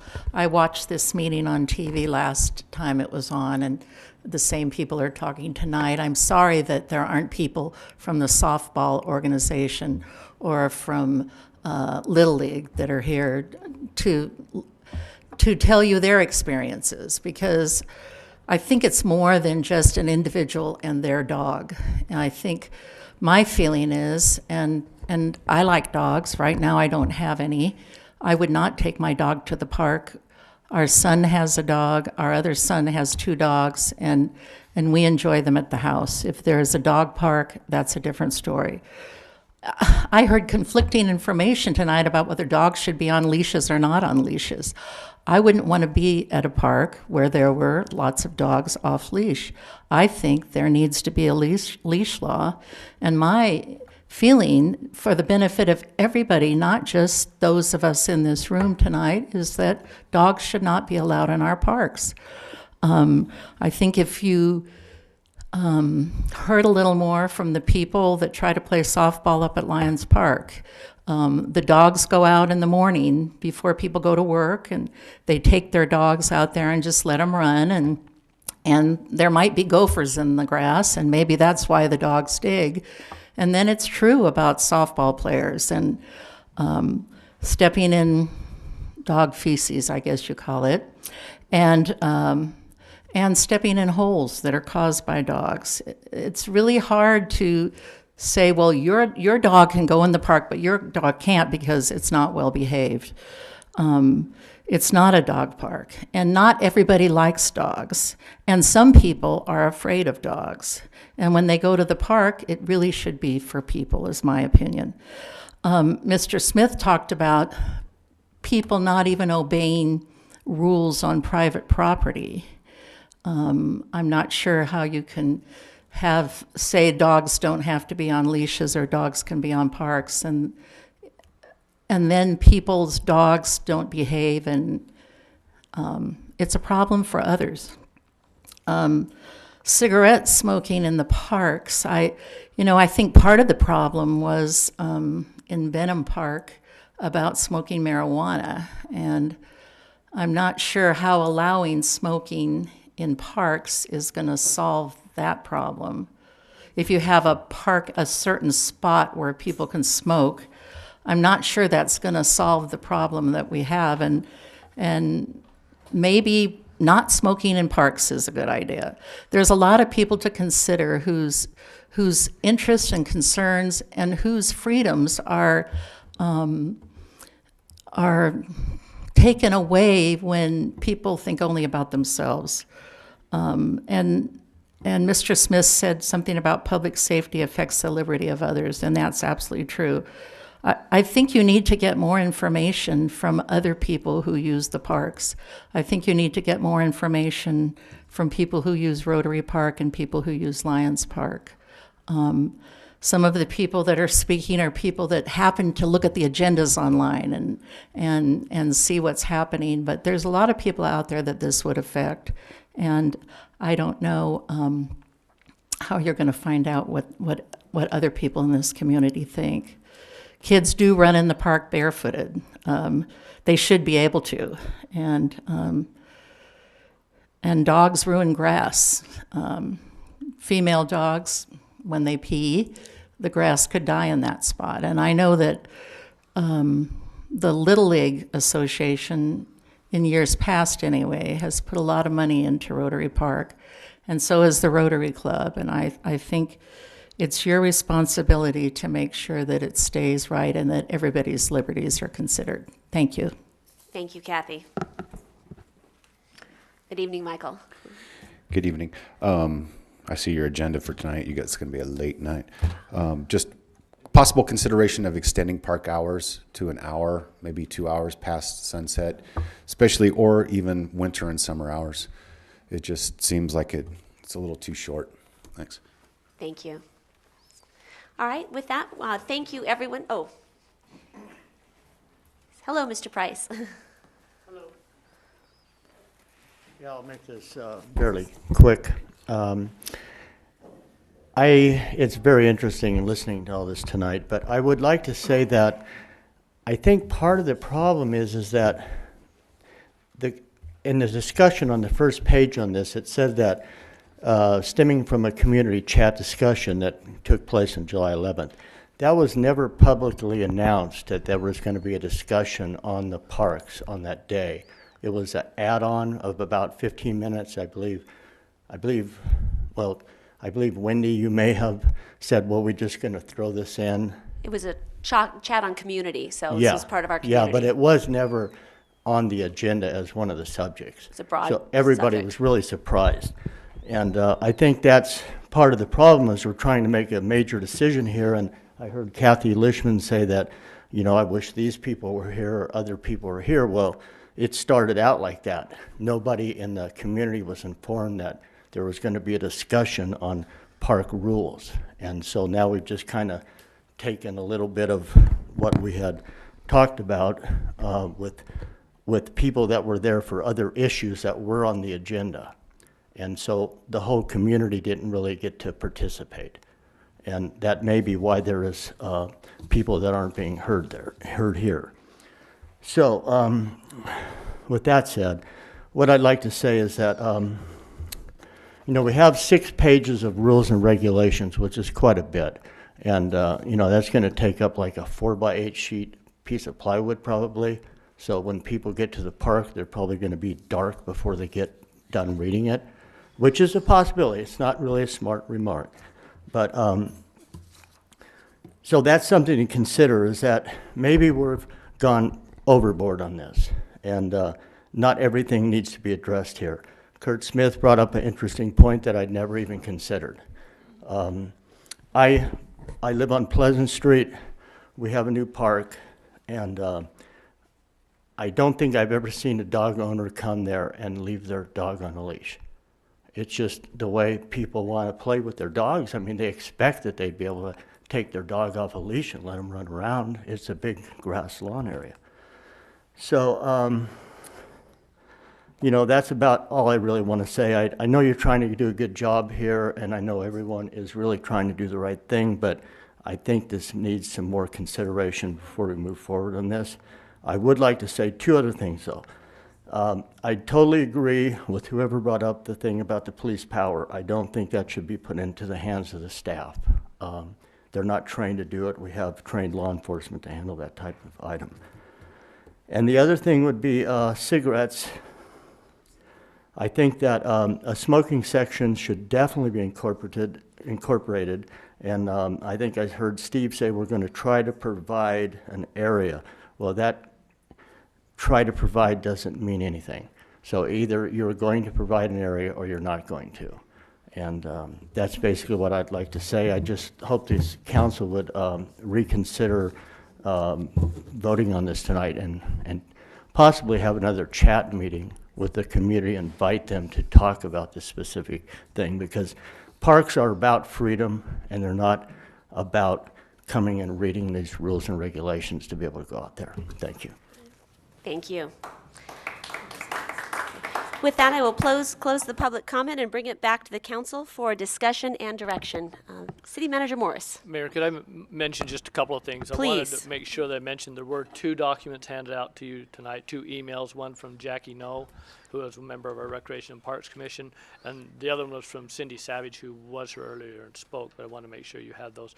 The other thing I wanted to point out is in relation to this ordinance and the current ordinance which is in place regarding animal control, which we have adopted, the county ordinance, which requires any dog off of your property to be on a leash. This does not change that. That is in place now. So in other words, someone who is in the park with their dog is required to have it on a leash now. That's the current ordinance. And this does not change that. That keeps that in place. So I just want to make that point. Okay, great, thank you. And before I turn it back to the council for discussion, City Manager or City Attorney Driscoll, can you answer the question, utilizing staff to enforce our code, is there a problem with that from the letter of the law? Well, a careful reading of the section I think that the speakers were referring to is under ejection, and subsection A talks about a person interfering with any city employee in the performance of his duties shall be removed by the director or his or her designee. I think that's the section they're talking about. That's in a very specific circumstance, interference with the city employee performing their duties. And in most situations, that's going to be the director who is involved in that. Now, if the director happens to be on vacation and he wants to appoint his assistant, then that's what the purpose of the designee is there for, in case some situation like that were to occur. But in all other circumstances, paragraph B talks about the director or a police officer. So it's just not any city employee or designee who can eject somebody from the park. While we're talking about that particular section, one of the letters we received talked about, and I think there's been some comments on it, a potential contradiction between language in subsection A of paragraph 16 talking about the ejection remaining until the park facility opens on the next day, and then in E it talks about noon on the day following the objection. A is again set forth for a specific circumstance that occurs, i.e. with the interference with the employee in performance of his park duties, and it's an immediate ejection, while E deals with the person who's issued a notice that they are excluded from the park. Now, because there is some potential contradiction there, or at least the appearance of that, I would suggest that paragraph E be changed to read that any exclusion shall begin immediately upon the issuance of the exclusion notice and end upon the opening of the park the day following the end of the exclusion. And then that makes it consistent and there should be no ambiguity. The only other thing I'd like to point out is that I know when Steve was putting together these rules and regs, I worked with him, and I can tell you that these, in comparing them to what other jurisdictions have, are very much less restrictive. And in fact, some of the language did come from other jurisdictions. We didn't try and reinvent the wheel, but it is less restrictive than many of the things we looked at, especially with regard to animals. All right, thank you. That's helpful background. All right, we'll turn to my left again. Vice Mayor Hagan. One is, I like the idea of making sure we list our parks either in the ordinance or in other areas, and I know Steve has those at some places, and I believe in the city limits, the Recreation and Parks Department does maintain the trail through the city, and it is the city's responsibility, and we typically have the Recreation and Parks Department handle the trail through town, including cleanup of that trail. So by inference, I think that we should include that list, on that list, the parks in here, at least by reference. I would love for us to get a dog park or put together a dog park somewhere in the future. I know that that property you guys are looking at currently belongs to Caltrans, and we're working with them to obtain that property. It will revert to us eventually. And the ordinance regarding the county leash law, I think it's, again, I believe that in our parks currently we can enforce the leash laws if we wanted to, if we had the time to, and the officers. I personally think that our recreation and parks employees should be able to tell somebody they've got an issue and they need to do it. They need to correct the problem. I don't mean you go in and say, hey, we're going to arrest you if you don't put your dog on a leash. I think there's some courtesy that goes both ways. You're using our parks. If you are talking to one of our city employees, I would assume you could follow the rules. And again, we've talked about keeping these rules short and to the point on any postings. The reason this came to us, the reason this came to this board is because of individuals complaining about the lack of use of families and small children at Benham Park, the city park, which has our aquatic center and it has a tot lot, and you've got maybe 15 feet in between where you can have a smoking area. It's a spot where undesirable, if you will, people hung out and smoked a lot of different products, and or they were selling products, I'm not sure, or they were older individuals hanging out with and trying to encourage youngsters either by gift or deed of tobacco and other products. And I know that it's difficult for the lifeguards and they're the personnel that are there all day long to watch out after our kids and make sure they're safe. And I think that that park definitely should be a non-smoking park. I think it would help us make it a family-friendly park. And that's my objective, is primarily that park. I think the other parks, the Recreation and Parks Commission has held 2 hearings on this at least. We've held, this is our 2nd hearing, and it did come out, Mr. Price, those are noticed meetings, Recreation and Parks Commission meetings. You knew after last meeting it was going back to them this past week. So I just think that we really do need to take some action and move forward. And I believe the intent on the smoking part is to designate areas where smoking is allowed. And hopefully we can place some containers there so that individuals will not trash our parks, and cigarette butts are trash. There are plenty in my parking lot in my office building, and they're not fun to clean up after. So that's my take on it. And I think the leash law we currently have, and this models the current leash law at the county. We're not trying to reinvent the wheel here with the leash laws. Thank you, Vice Mayor Hagan. Councilmember Wilkins. Okay, so our first goal is to make it safe and friendly. So before I go to the dog park, I want to go to number 6, the firearms. And while this is halfway there from last time, it's still asking the licensed concealed weapon permit holders to leave their firearm locked in the car. If we're looking at safety, I think we need people who have been licensed and trained and fingerprinted to not lock their guns in the car. They should be able to carry them concealed like they would anywhere else in the city. Okay, number 9 and 10. We're still, I appreciate that now motor radio controlled cars, that was taken out because that was silly, but it's a park, and if we don't want them skateboarding in front of the businesses, can they please go to the park? And yes, it should say not to damage property and not to bother others. So, like Mr. Applegate, I think, said, zooming on this, which would be permitted with this, zooming on the sidewalk, that's not safe for others, and that's not appropriate use. So maybe the language could be tweaked a little bit to say, yes, you may bring your scooter and your roller skates there and your bicycle, but be sensible about it. Don't damage any people or animals or property. For the dog, we got an email. I think we all have a copy of it. And I really liked her closing. She suggested, and I don't know how we could do this, but yeah, for the safety, we want the dog walkers in the park because they're like extra eyes and ears. And the druggy people are uncomfortable when they have like 5 dog walking mamas out there. And her dads.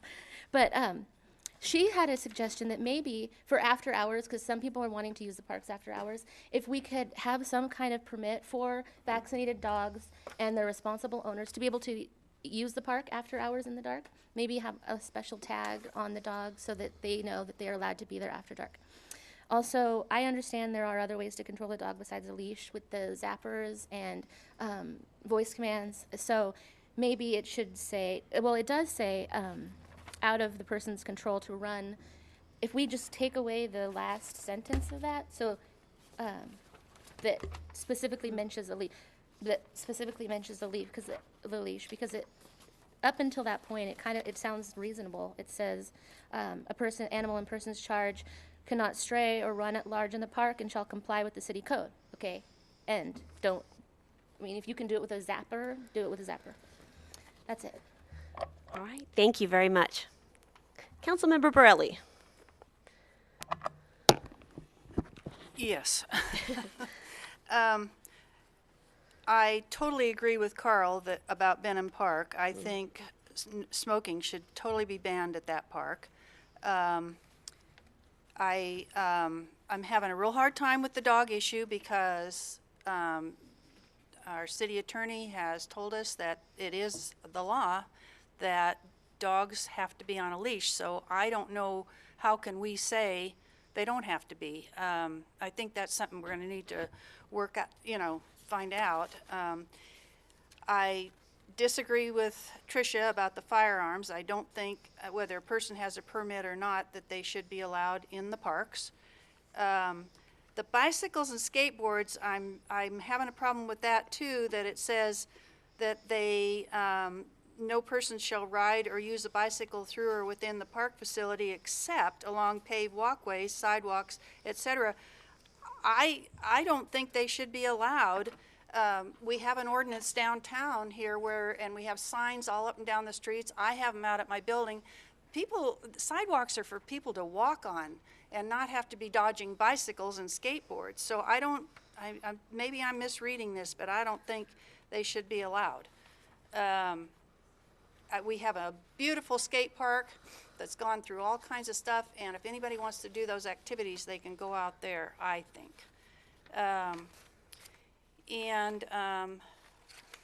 The policing thing is, I agree too, that that somebody has to have more authority than just relying on our police officers. I think anyone that's in charge, like Steve or his employees, if they see something going on, that they should have be able to stop it. And I don't know whether, Wendy, you brought up about Lumsden Park, if that could be used for, you know, specifically a certain part for the dogs. I would be certainly open to that. I also, I talked to Miss Savage about, I have long thought that we just need a dog park. I would really like to see us pursue that. And I think that that would really help a lot in the situation that we're talking about too. So I think that's it for right now. All right. Thank you, Patty. Councilmember Patton. Thank you, Mayor Thomas.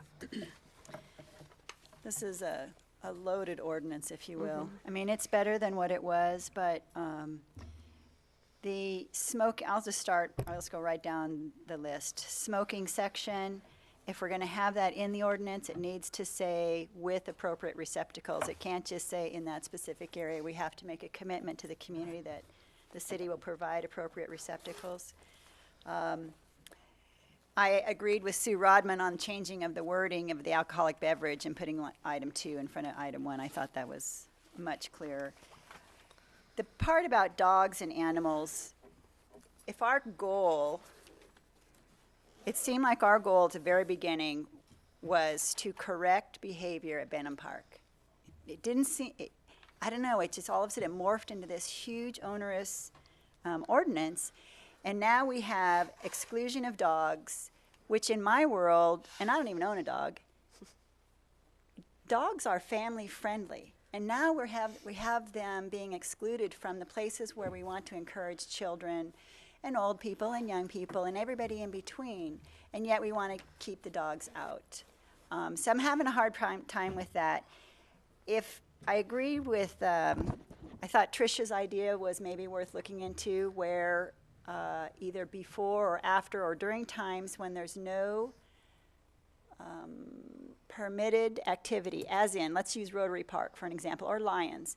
When the sports teams aren't using those fields, why can't they be used for something other than baseball or practice teams? And I know the city logs those activities, and I don't think it would be that difficult to have a time that could be, we could then use the, we could we could use them for multi-purpose. They could be used not only for Little League and not only for practice time, but we could also use them for the emu that comes to the Rotary Park and runs around the field, which is really a treat if you've ever seen her. So as far as I'm concerned, the whole dog issue, the leash law, I have to defer to our city attorney about the leash law. There are so many ways that animals are controlled now that it seems to me that leashes aren't the only method of control, but how do you know that a dog is voice command? I mean, just the average person can't see that. So I just have a hard time with the whole general conduct of dogs and animals and not allowing dogs in any park. Bicycles and skateboards and rollerblades, I brought this up before because we had just excluded skateboards and roller skates in the first draft. I've been to numerous places where they don't outlaw skateboards and bicycles and roller skates, but what they do is they embed concrete seashells on the corners of their gutters so that skateboards can't destroy the infrastructure. It's not an expensive fix, but it's a way to keep them from damaging property, because we all know that skateboarders like to jump up on handrails and curbs and gutters. So wherever we can, if we can just embed in the I guess Steve just said we just did a bunch of cement work and concrete work, but it's just too bad that we didn't put some of these not in your face ways of people to keep them from damaging the property. Bicycles on walkways. It's like, well, if we don't put them on the walkways, then where are they going to go? Because then they're going to be on the ball field. And so I think if we put in there where there's no damage to property persons, and where appropriate, I'm hoping that that would fix that, that portion of the ordinance. And then the one thing that hasn't really been talked about was Section 4, where you included in the dumping of waterways, Lumsden Park Pond. Do we have to have all the waterways even listed? Because you know, as soon as you list them, there's going to be one other one that comes up that's not on here. So most of the signs say runs into, don't dump in the gutter because it runs into the creeks. I mean, can't we just say dumping in waterways is prohibited? Where's without that, Carol? listing? Where's that? I'm on page 6 at the very end. It actually says that. It says dumping, I think it says dumping in waterways is prohibited, but then it goes on to list the specific waterways. And it says tributaries, but I just would like us to just say any waterway within the city limits of is off limits for dumping. And then the only other thing, I agree with looking at Lumsden Park as a dog park, as an off-leash park option, and then moving forward with the Caltrans property below Kentucky Fried Chicken. But I go back to the issue of interaction between isolated sections of our community and the story that Cindy related to. And I remember going to discussions about gates and what gates do to our community and how they isolate otherwise areas that don't interact with each other. And I think that's an important thing to remember as we perhaps vote on this tonight, that we don't want to segregate our community. I don't want Evelyn to not feel like she's not welcome in our parks just because she has a big dog. Dogs that are potentially dangerous have a whole another set of issues that we don't even feel like we have to talk about because they're at the state level. But I mean, if we're going to talk about little dogs in people's purses, like I thought about the dog where the section 1A that says no person shall allow a dog in any park area reserved for children or children's play apparatus. Well, what about those little slipper dogs that people put in their purses? You know, I mean, it just seems to me that we have just cast this huge net trying to capture everything that could possibly go wrong without using common sense. And my fear, as I think David Price brought up, is that we're going to now have 4x8 signs with a litany of rules of thou shalt not do this and thou shalt not do that at every single one of our parks. And that was not what I signed on for at the very beginning. I thought it was just to deal with behavior that, and smoking marijuana is illegal. I'm sorry, if they're smoking marijuana in the parks, I don't understand why. If they have a permit, they can. If they have a medical, but what if they don't have, I mean, you can still go in there. Yeah, okay, all right. So anyways, that's my take on the ordinance. Thank you. And I thank all the council members' comments and that of the public. And in the interest of time, I'm going to synthesize this in a motion rather than rehashing everything. Yes, I'm so sorry. Could I just Of course you clarify may. a couple of things? Yes. There's been a couple comments that because the city presently has a leash law, and we have it because we've adopted the county ordinance, and the county animal control enforces ours, that we can't perhaps change that. Well, you can. You're the city council. You can change that, and you can change it for the entire city, or you can change it for portions of the city, parks as an example. So you do have the authority to do that. You can use other language such as control. It gets a little more difficult to enforce because the less specific you get, the harder it is to enforce because of the ambiguities. And that's why a lot of these things are very specific. It's for the ability to then enforce them so you're not challenged that you have an ambiguous rule or regulation that then becomes unenforceable. Thank you for that clarification.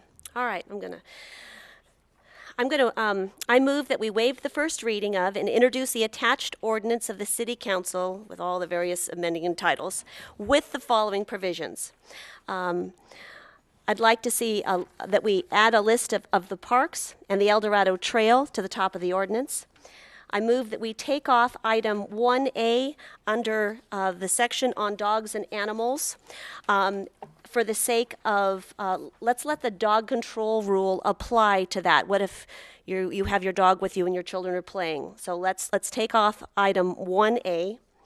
And then let's amend 1C under dogs and animals to read, dogs shall be maintained on a leash or under voice control at all times.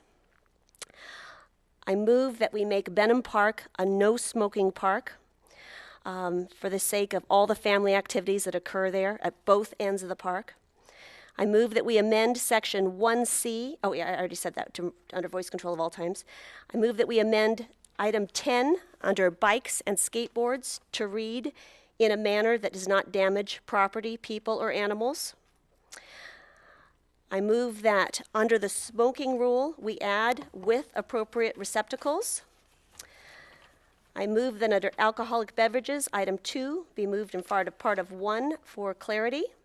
And finally, I move that we amend dumping in waterways to take the waterways, the list off the waterways and the names off the waterways. Second. Wait, will you ask that you make an amendment to your motion? Well, it's been moved and seconded, so is there further discussion?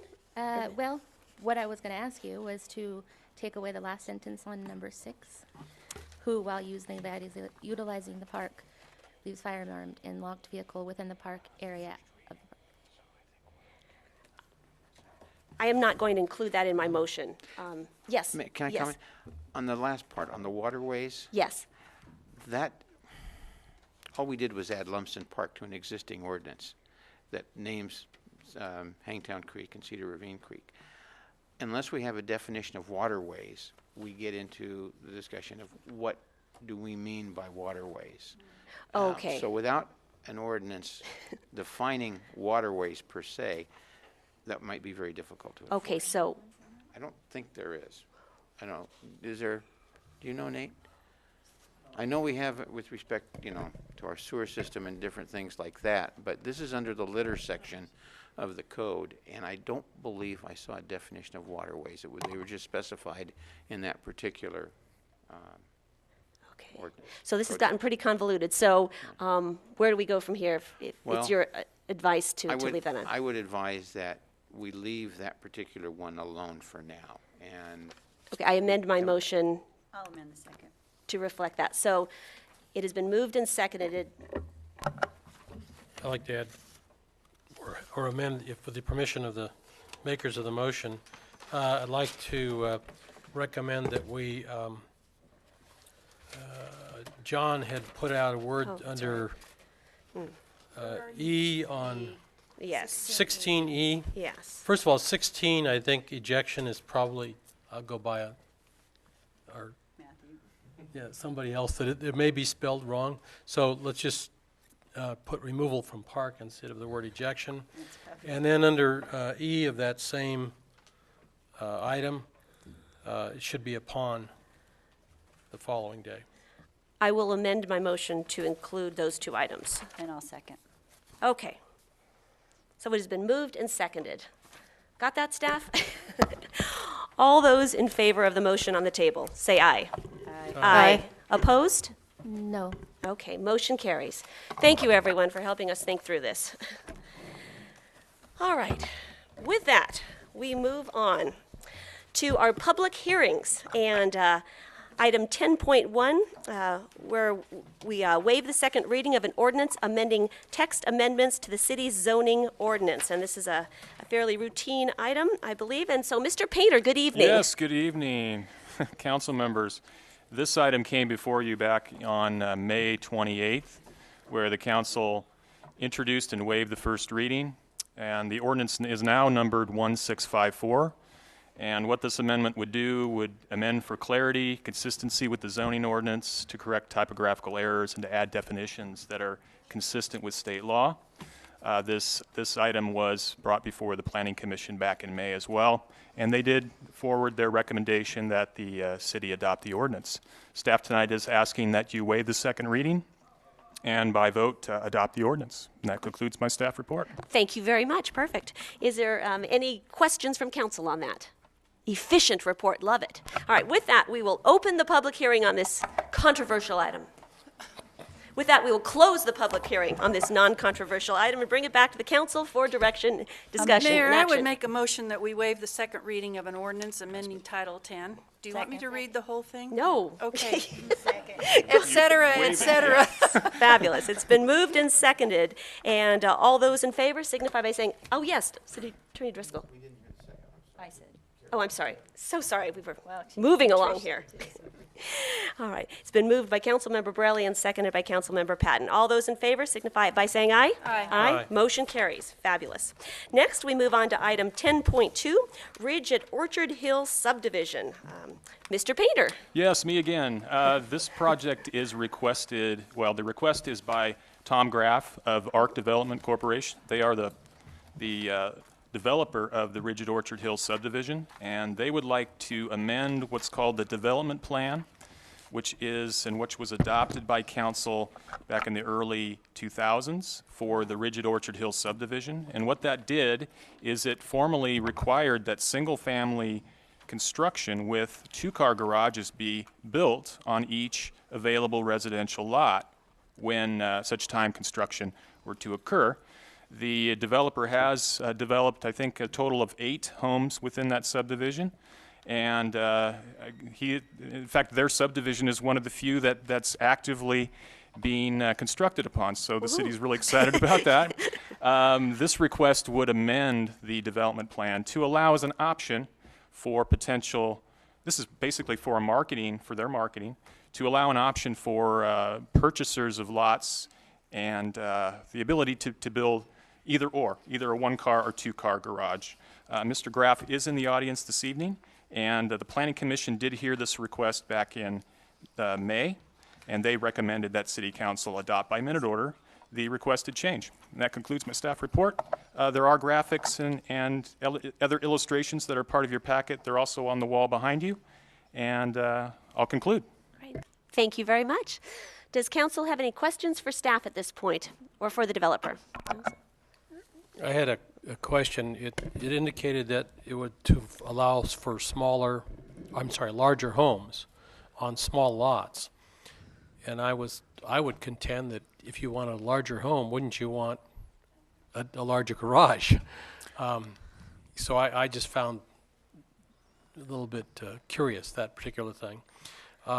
As long as it doesn't impact the on-street parking, I don't see a problem, but I have been through some communities recently where we have limited parking, and there's a couple of condo projects over in Diamond Springs and also in Cameron Park, and in those particular areas it seems like there are substantially more cars than there is parking.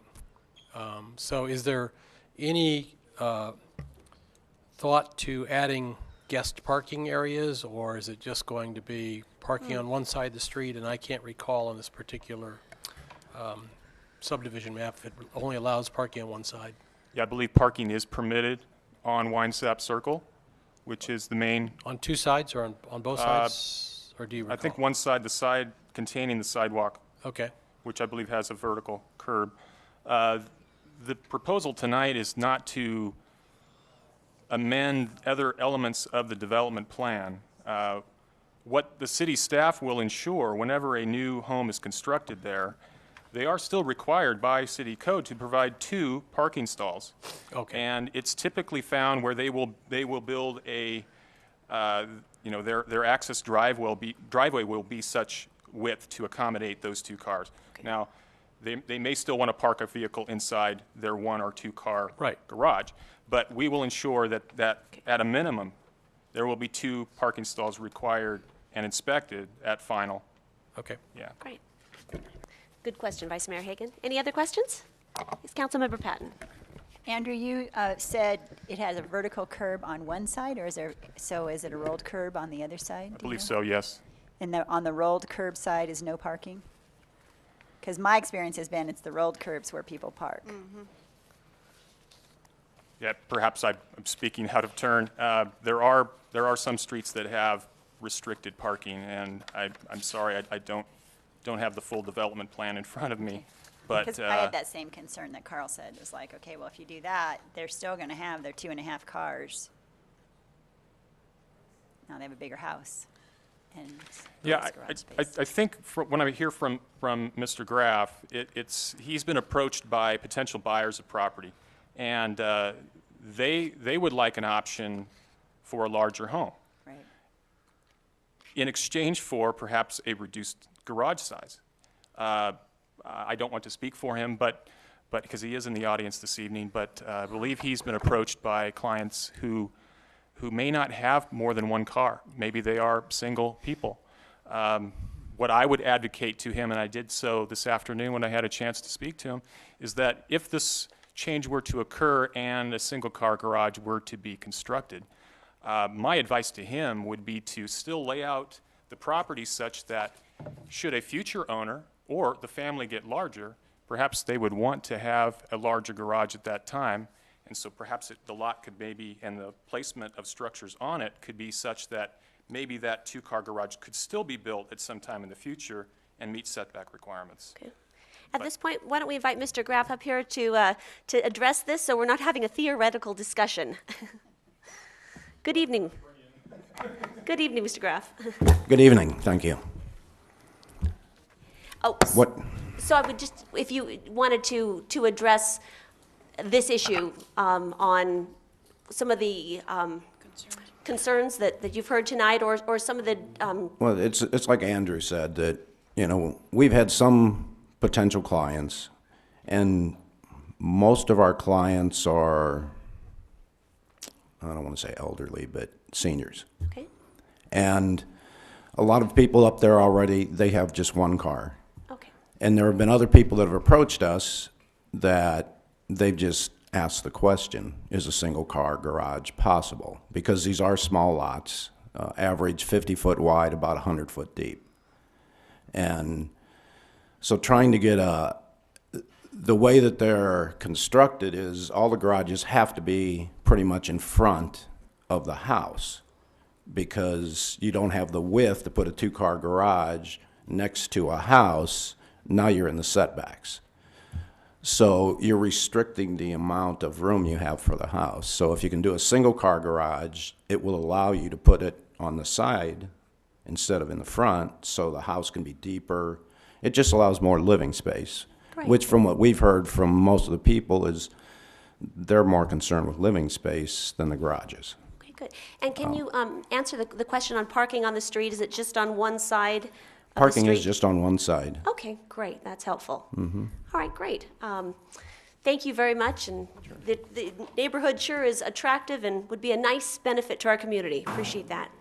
All right, so if there aren't any further questions from council to staff, I'd like to open the public hearing on item 10.2.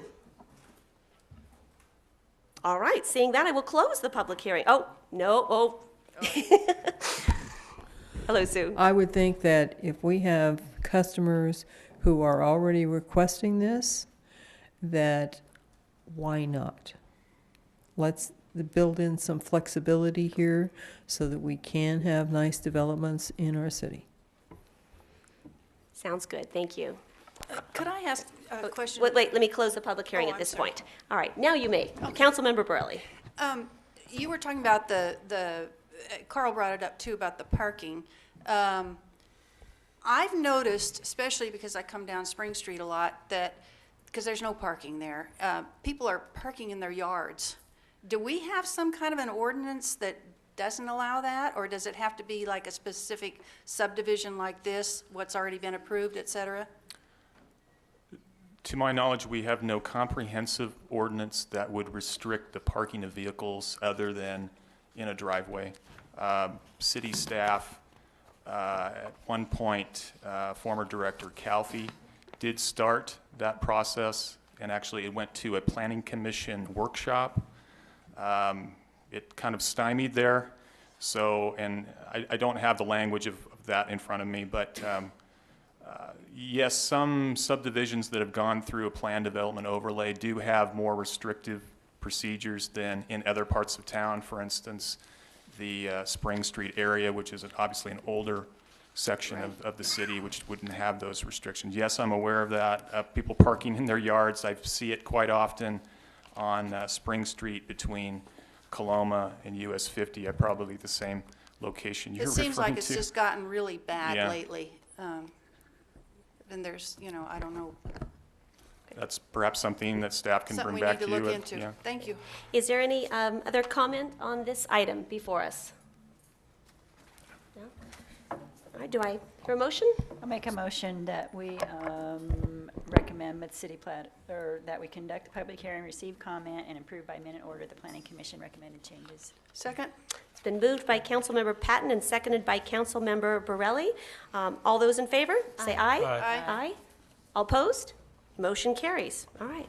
Well, thank you so much, Mr. Graff, and I think your floor plans are adorable and a lovely asset to our community. So thank you. All right. With that, we have our third public hearing, item 10.3, the Airport Land Use Compatibility Plan Implementation, GPA 2013-02, ZC 2013-01. That's quite a mouthful. It is. Mr. Painter, you're up again. This comes before you because, as some members of the council are aware, that the Airport Land Use Commission did approve a comprehensive update of the Placerville Airport's Airport Land Use Plan. It is now called the Placerville Airport Land Use Compatibility Plan, and that was adopted back in June of last year. Under state statute, local governments that have land use authority in the vicinity of the airport, specifically what's called the airport influence area, must have their general plans consistent with an adopted airport land use compatibility plan. Staff has prepared some amendments to the general plan as well as the zoning ordinance in an effort to implement the policies that are set forth under the, what I will call the ALUCP without going through the whole, and that's the Airport Land Use Compatibility Plan, or ALUCP. These proposed amendments did go before the Planning Commission back on May the 7th. They did discuss it at great length. I believe our chair, our vice chair friend is in the audience this evening who can maybe address if you've got questions about their deliberation. But the request tonight is to amend specific sections of the general plan, adding policies, procedures, and implementation measures, as well as adopting by reference specific sections within the ALUCP, which you all have a copy of. These include exhibits, the policies regarding various elements of overflight safety concerns and policies and things of that nature. The request tonight is also to consider an ordinance which would add a new zoning classification or an airport overlay. The purpose behind that is to alert not only you as a decision-making body, the Planning Commission as a decision-making body, but also the public, staff members, that when a development is proposed within that influence area, it's to alert with that designation of airport overlay. It would alert everyone involved that there's something more that needs to be scrutinized before the city okays a permit or an entitlement. And what the ordinance lays out is really a procedure to do so. And it directs the reader back to specific policies within the ALUCP that would need to be analyzed before a permit's issued. Another amendment would be to our zoning map. And it would add, if adopted, it would add the AO, Airport Overlay Designation. I've given you a map. It's part of your packet. A copy of it's on the wall, which shows the extent of the area that would be part of that overlay zone. There are other sections of the zoning ordinance that need to be tweaked or amended to accommodate the new designation or AO zoning classification, and those are outlined in the ordinance. So tonight we're asking you to conduct a public hearing, make findings in support of the negative declaration that was adopted by the ALUC last year when they adopted the ALUCP, because the city wishes to use that document because it does address amendments to the city's general plan and zoning ordinance as potential options that the city could employ, which we have. And they found no environmental impacts through that document. The staff is also requesting that you adopt a resolution that would make the proposed amended change to the general plan as outlined under the resolution. And also, and lastly, would be to introduce the ordinance that's prepared and waive its first reading. Staff would come back at a future time regarding the second reading and formal adoption. Should it be adopted, it would come into effect 30 days after the date of final adoption. That concludes my staff report. We do have a staff member for the ALUC in the audience, Mr. Deloria, and again, that concludes my staff report. There are lots of information in your packet that I've mentioned, so I'll stop talking. Well done, Andrew, well done. I know Carl, Patty, and I have been through this with on the Transportation Commission. Are there any questions, and especially Councilmember Patton and Councilmember Wilkins? This is coming to you for the first time. Any questions for staff? All right, with that. I have one quick question. Yes, absolutely. It was my understanding when we passed this at the Transportation Commission that only compliance issues were necessary on our zoning that we needed to correct. Am I incorrect there, or is there more to it than that? Did I I'm not sure I understand the question. It sounds like you were changing some of the zoning and adding another classification to Correct. some of the zones we have. Correct. I thought that currently, under our current regulations and our current zoning, that the airport land use plan took into consideration those recommendations, and that it just added an availability layer that we had to provide people when they apply for a permit. In other words, you have to tell them it's in that area, not that we need to change your zoning. Well, from staff's perspective, the mechanism by establishing an overlay zone, it does pronounce that there is something else that needs to be scrutinized. There is an airport nearby, and the airport has the right to exist. The city supports it under its general plan. There are goals and policies that stipulate that. From staff's perspective, we find it important that it conveys that there should be, well, it announces, I guess is the word I'm trying to reach here, that additional scrutiny to ensure that the policies are adhered to.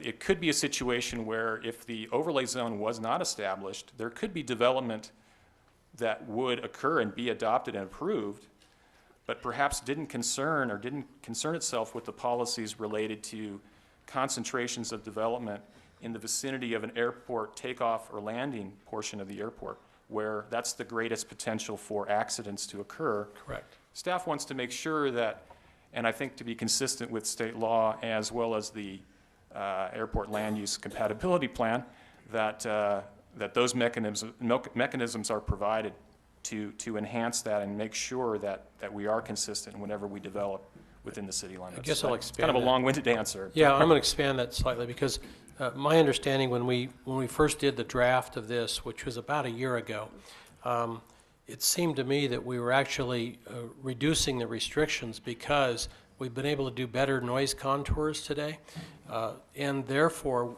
the actual land use effect is less than it was under the old plan. So there's been a plan in place for 25 years or so, and this was an update, and as a result of that study, we were able to find that there was some actually some lessening of some of the noise standards because the aircraft today are quieter. Yes. And because the attenuation of the sound is different because of the fact that we are in a hilly area. So maybe. Sure, I can speak to that, Andrew. Good evening, Mr. Deloria. Good evening, Welcome. Council, Madam Mayor. Woody Deloria with the El Dorado County Transportation Commission and also the Airport Land Use Commission. Councilmember Hagan, you're correct in that the technology that was used for this ALUCP update is far different than the previous, which was from the early 80s, in that it looked at the actual noise contours of the area, which, as we all know, are very significant in our area, as opposed to the old plan, which did not. So that did decrease the overall size of where those density and intensity restrictions are placed around the Placerville Airport. And the zoning overlay, which Andy was speaking of, identifies that area, but doesn't. There's no change in the zoning of with regard to the ALUCP, in that the densities and intensities are consistent with the current general plan. Thank you for that explanation. Any other questions for Woody? I just wanted Yes. people to know that it wasn't more restrictive. I guess that's Good. than it has been. Thank you. Long-winded way to say it. Sorry. Councilmember Patton? My question is probably going to be answered by Andrew, but in the effort of being transparent, and let's say that we come into, or somebody decides that they want to do something, they want to do something that's inconsistent with the ALCUP or ALUCP. So who has ultimate authority? Is the city of Placerville the ultimate authority over that land use, or then are they the hierarchy and the airport land use is underneath the city, or is it? But by they, you mean the Airport Land Use Commission? Yeah, the airport land use. Which jurisdiction has? Actually, Woody or I can probably answer this question. I'll give it a shot if I don't quite get it fill in for me.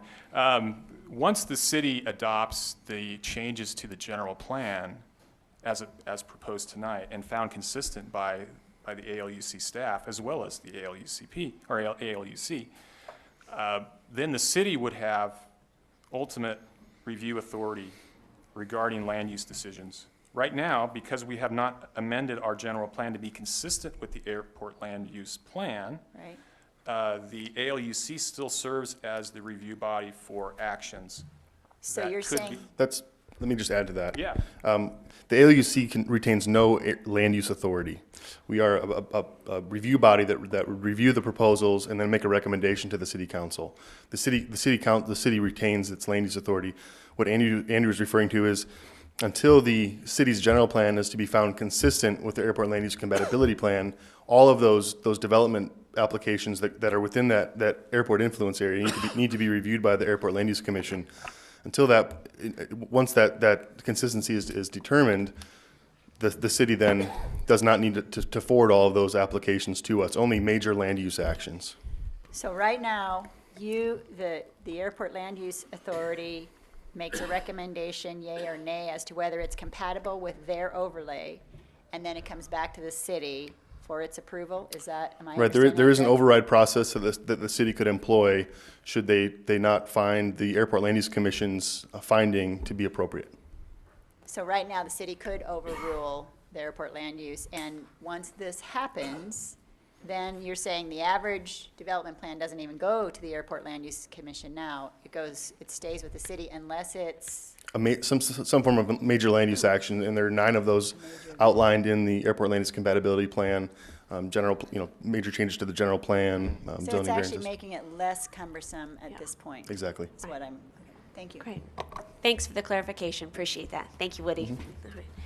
All right, at this point, I'd like to open the public hearing on item 10.3, Airport Land Use Compatibility Plan Implementation. Is there anyone that wish to speak to this? All right. With that, I will close the public hearing on this item and bring it back to the council for further discussion and action. Any other further council discussion? I'd like to move that we make the findings that have been recommended by the city planner. 1, 2, and 3. All right. Move staff's recommendation. All right. Second. It's been moved by Councilmember Borelli and seconded by Vice Mayor Hagan. And all those in favor, say aye. Aye. Aye. Opposed? No. Motion carries. Thank you. All right. Item 10.4, approval of levying of a landscape and lighting maintenance district assessment for fiscal year 2013-2014. And this sounds very onerous, but it is actually a routine item.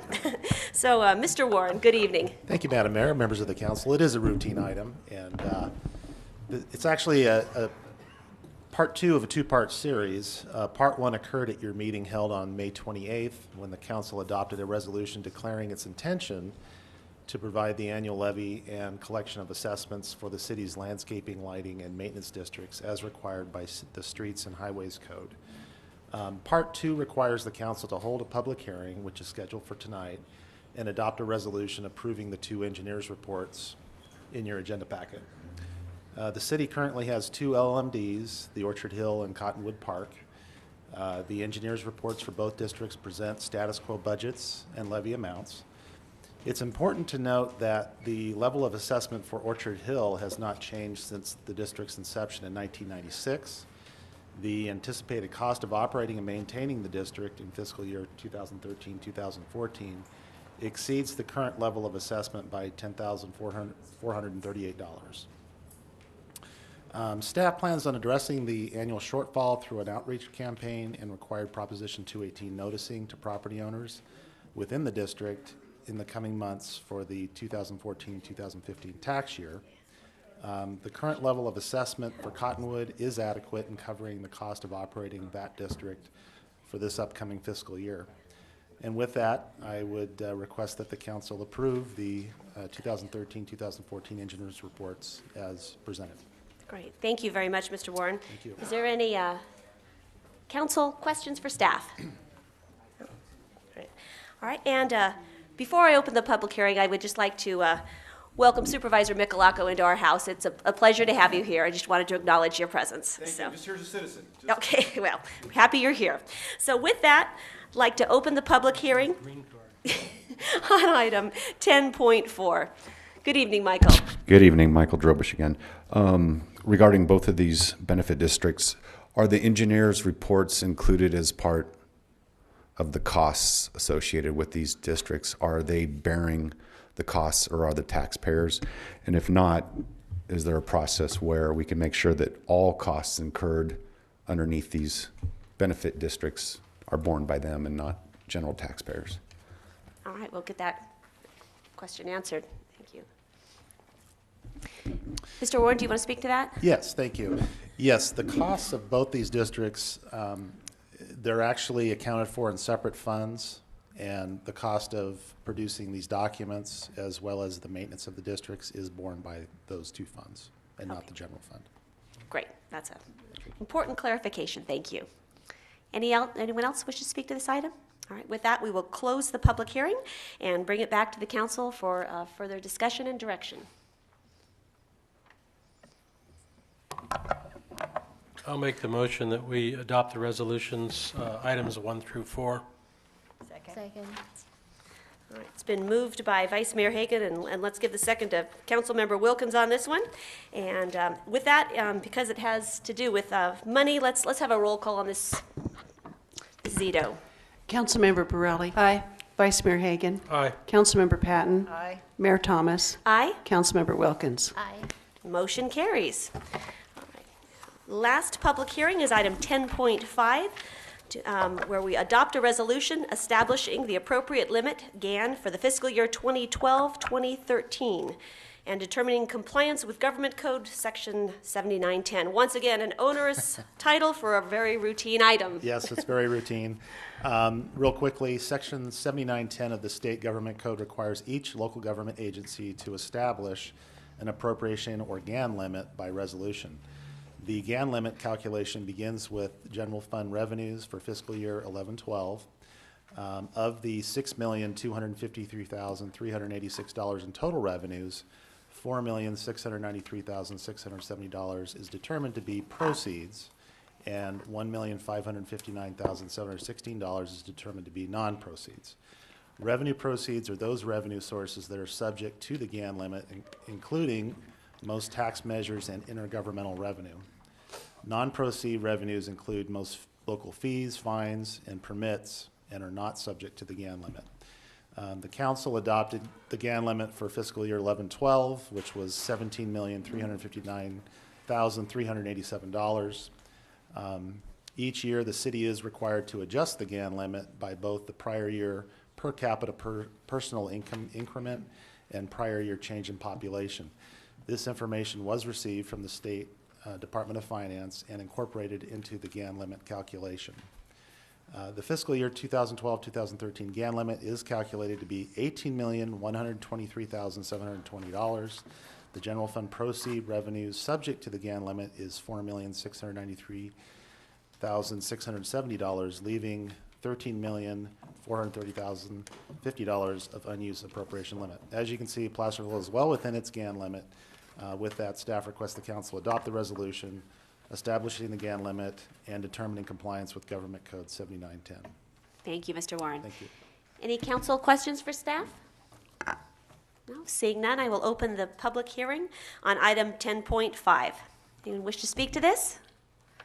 Close the public hearing on 10.5 and bring it back to the council for action. So moved. Second. Moved by Vice Mayor Hagan and seconded by Councilmember Patton. Roll call vote, please. Councilmember Borelli. Aye. Vice Mayor Hagan. Aye. Councilmember Patton. Aye. Mayor Thomas. Aye. Councilmember Wilkins. Aye. I'd just like to add a comment. I wish they'd send us the other 13 million. Agreed. Well, I thank our staff for helping us get through 5 public hearings in a very efficient manner tonight. That's wonderful. And now we're on item 11, discussion and action items. 11.1, adopt a resolution amending a portion of resolution number 7964 by approving a name change for Placerville Economic Development Advisory Committee, EDAC, to the Placerville Economic Advisory Committee, PEAC. And City Manager Morris. Yeah. Good evening.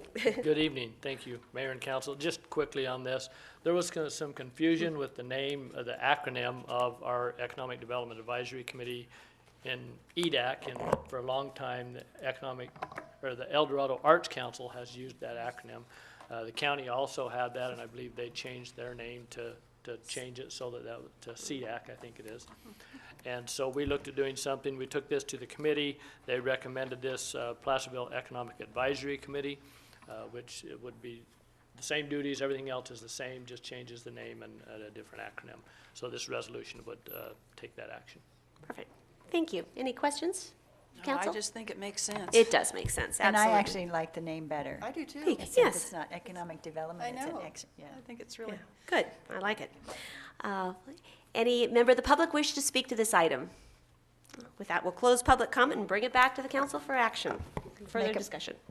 Yes. I make a motion that we adopt the resolution changing the name. I'll second it. It's been moved by Councilmember Patton, seconded by Councilmember Wilkins. All those in favor? Aye. Aye. Opposed? I'll All vote right. for PIAC. Motion carries. Excellent. All right, 11.2, final budget time. The adoption of fiscal year 2013-2014 operating budget and capital improvement program. Mr. Warren. Thank you, Madam Mayor. And recognizing that this is the third time you've seen this document, I'll keep my comments short. But quickly, over the past 6 months, the city's budget team, which is comprised of the city manager and all department heads, developed both the proposed operating and capital improvement program budgets that embrace the council's established fiscal policies as well as the city's overall goals and objectives, considering the financial resources available at this time. The council held a budget workshop on May 9th to discuss the budget recommendations and provide input to staff in further refining the proposed budget. The council also held a public hearing at your June 11th meeting to receive comments and suggestions for the proposed budget, and staff presented a report on the budget assumptions, current financial trends, and analysis. The proposed operating budget totals $16,459,277. Of that amount, $6,763,093 is for general fund uses such as police, parks, recreation, and street maintenance. The proposed general fund budget is balanced and is $141,432, or 2.14% more than fiscal year 2012-2013 adopted budget. Even so, the proposed general fund revenue budget is $1,623,043, or 19.35% below the 2007 high mark. Inflation has increased approximately 16% since 2007, so the city is actually providing the same essential services with approximately 35% less financial resources. The budget proposals before you tonight are reasonable, a reasonable plan that address the post-recessionary impacts facing the city of Placerville as well as many other cities across the state at this time. The proposed budget is a living document that can be revised at any time. Staff will continue to monitor the city's revenue streams and operating costs and is committed to returning to the council promptly if revisions to the proposed budget become necessary. With continued budget constraints, staff is also committed to seeking additional budget savings. Once again, the budget, balancing the budget took teamwork by all major stakeholders.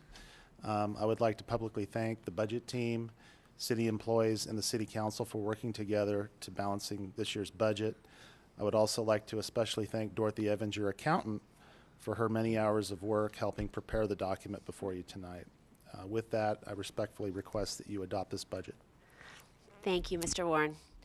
Any questions from council at this point? Vice Mayor Hagan? No. All right. At this point, we'll open public comment on the final adoption of our budget for this year. Good evening, Mr. Drobish. Good evening. I'm glad to see the town hall sign replacement. If that's exactly what that says, that line item, don't get rid of that. We're all happy about Yes. that. Steve's very happy about that. Is the city prohibited in any way from buying used vehicles in order to save money? Like a boom truck we want. And is there anything that says we have to buy new? And can we trade equipment with other jurisdictions? Okay. Well, let's get that answered. Used equipment trade? Yes, we've actually considered that, and the bucket truck's a prime example because it's a piece of equipment we're not going to use every day or very often. And so we are actively looking at used equipment. We're also considering the use of, we have the Durapatcher machine, which isn't getting much use, and we're looking at possibly selling that. Not that we really want to, but we have other needs, and perhaps we can liquidate that and purchase something else like a diesel. A couple of our diesel trucks are out of compliance and we need to replace them.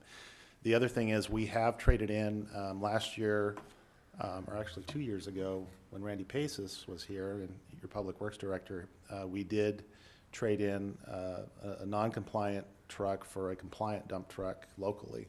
So that is another mechanism that I agree is a good idea that we'll pursue as well. Great. Thank you. I will say our city staff continues to be very creative and forward-thinking about maximizing our options. Right. Any other member of the public wish to speak on this item? Just real quick, I wanted to say, Kirk Smith, a brilliant idea. I have to replace my truck, so I started looking for used trucks. And it's amazing when you're looking for those pickup ones with the caboose up in the air. Give me the technical name. You know what I'm talking about. And all those trucks are incredibly cheap. It's the Toyotas and the Dodge trucks. Those are the ones that are expensive. But the kind of trucks you need are incredibly cheap used. So I like the great idea, especially when you don't use them every day. Thank you. I'll buy one for you. All right. All right. Did you get that on record? Put that in the paper, would you? With that, we'll close the public comment on this item and bring it back to the council for adoption. I'll move adoption with the note that on the organizational chart that we include Trish Wilkins as the council member. I apologize. That was okay. Second. It's been moved by Vice Mayor Hagan and seconded by Council Member Borelli. Roll call vote on this? Yeah. Deals with money, lots of money. Councilmember Borelli. Aye. Vice Mayor Hagan. Aye. Councilmember Patton. Aye. Mayor Thomas. Aye. Councilmember Wilkins. Aye.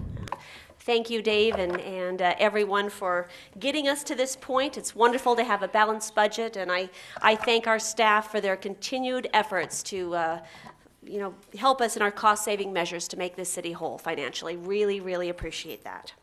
All right, Well, well done, everyone.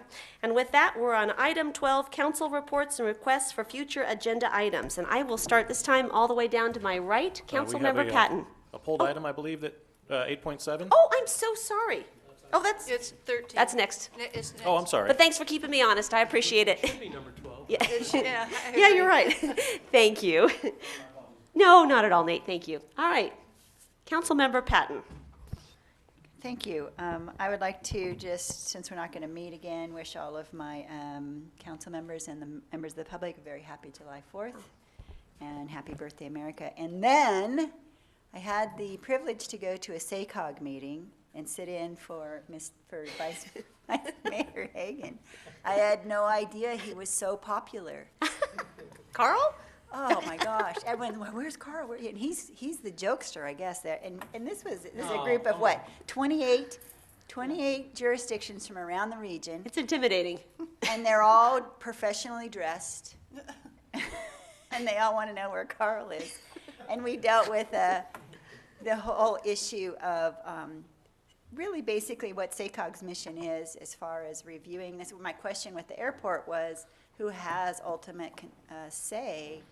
Because one of the things that comes up with SACOG is land use decisions really are left at the local level. All they do is provide data, unbiased data, and then they tell you whether or not your project will meet SACOG's 9 principles. I found it very refreshing. There was only 3 people on this board of so many that had been there when SACOG was originally formed, or when the MTP was originally done, and then subsequently passed the 25-year plan.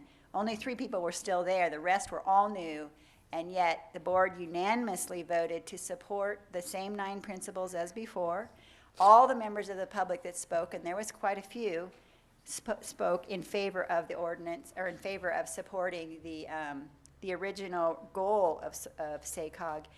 And I was left feeling like there are a lot of people out there that believe in the process. And there was people who were saying thank you to, there was a particular builders group who challenged SACOG's reasoning for saying yes or no on projects. And they're the ones that brought this movement forward.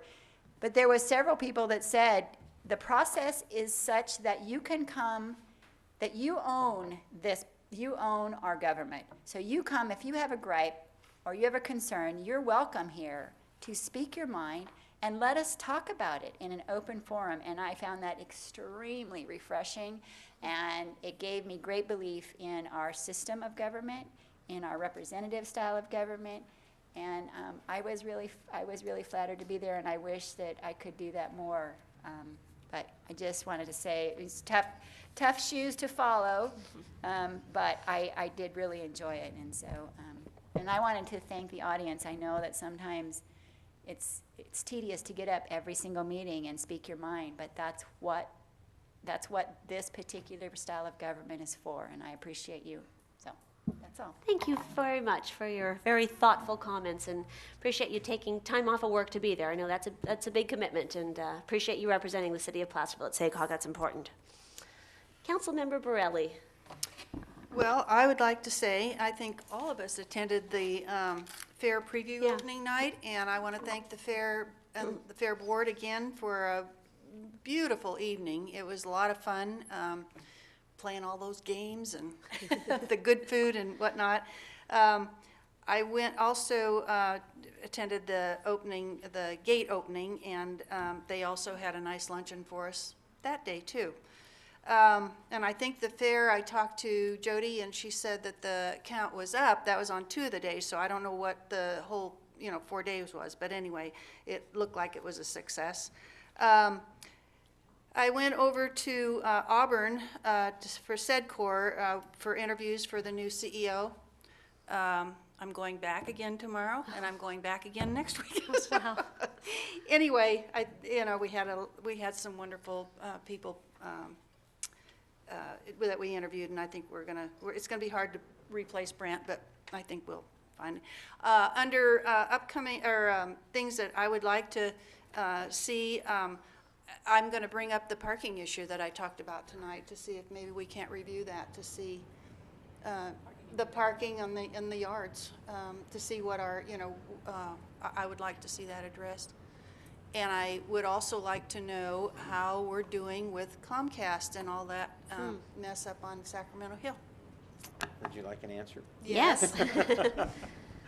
I had a conference call this morning with AT&T's attorney and their rep, and they appear to have resolved the differences between AT&T and Comcast.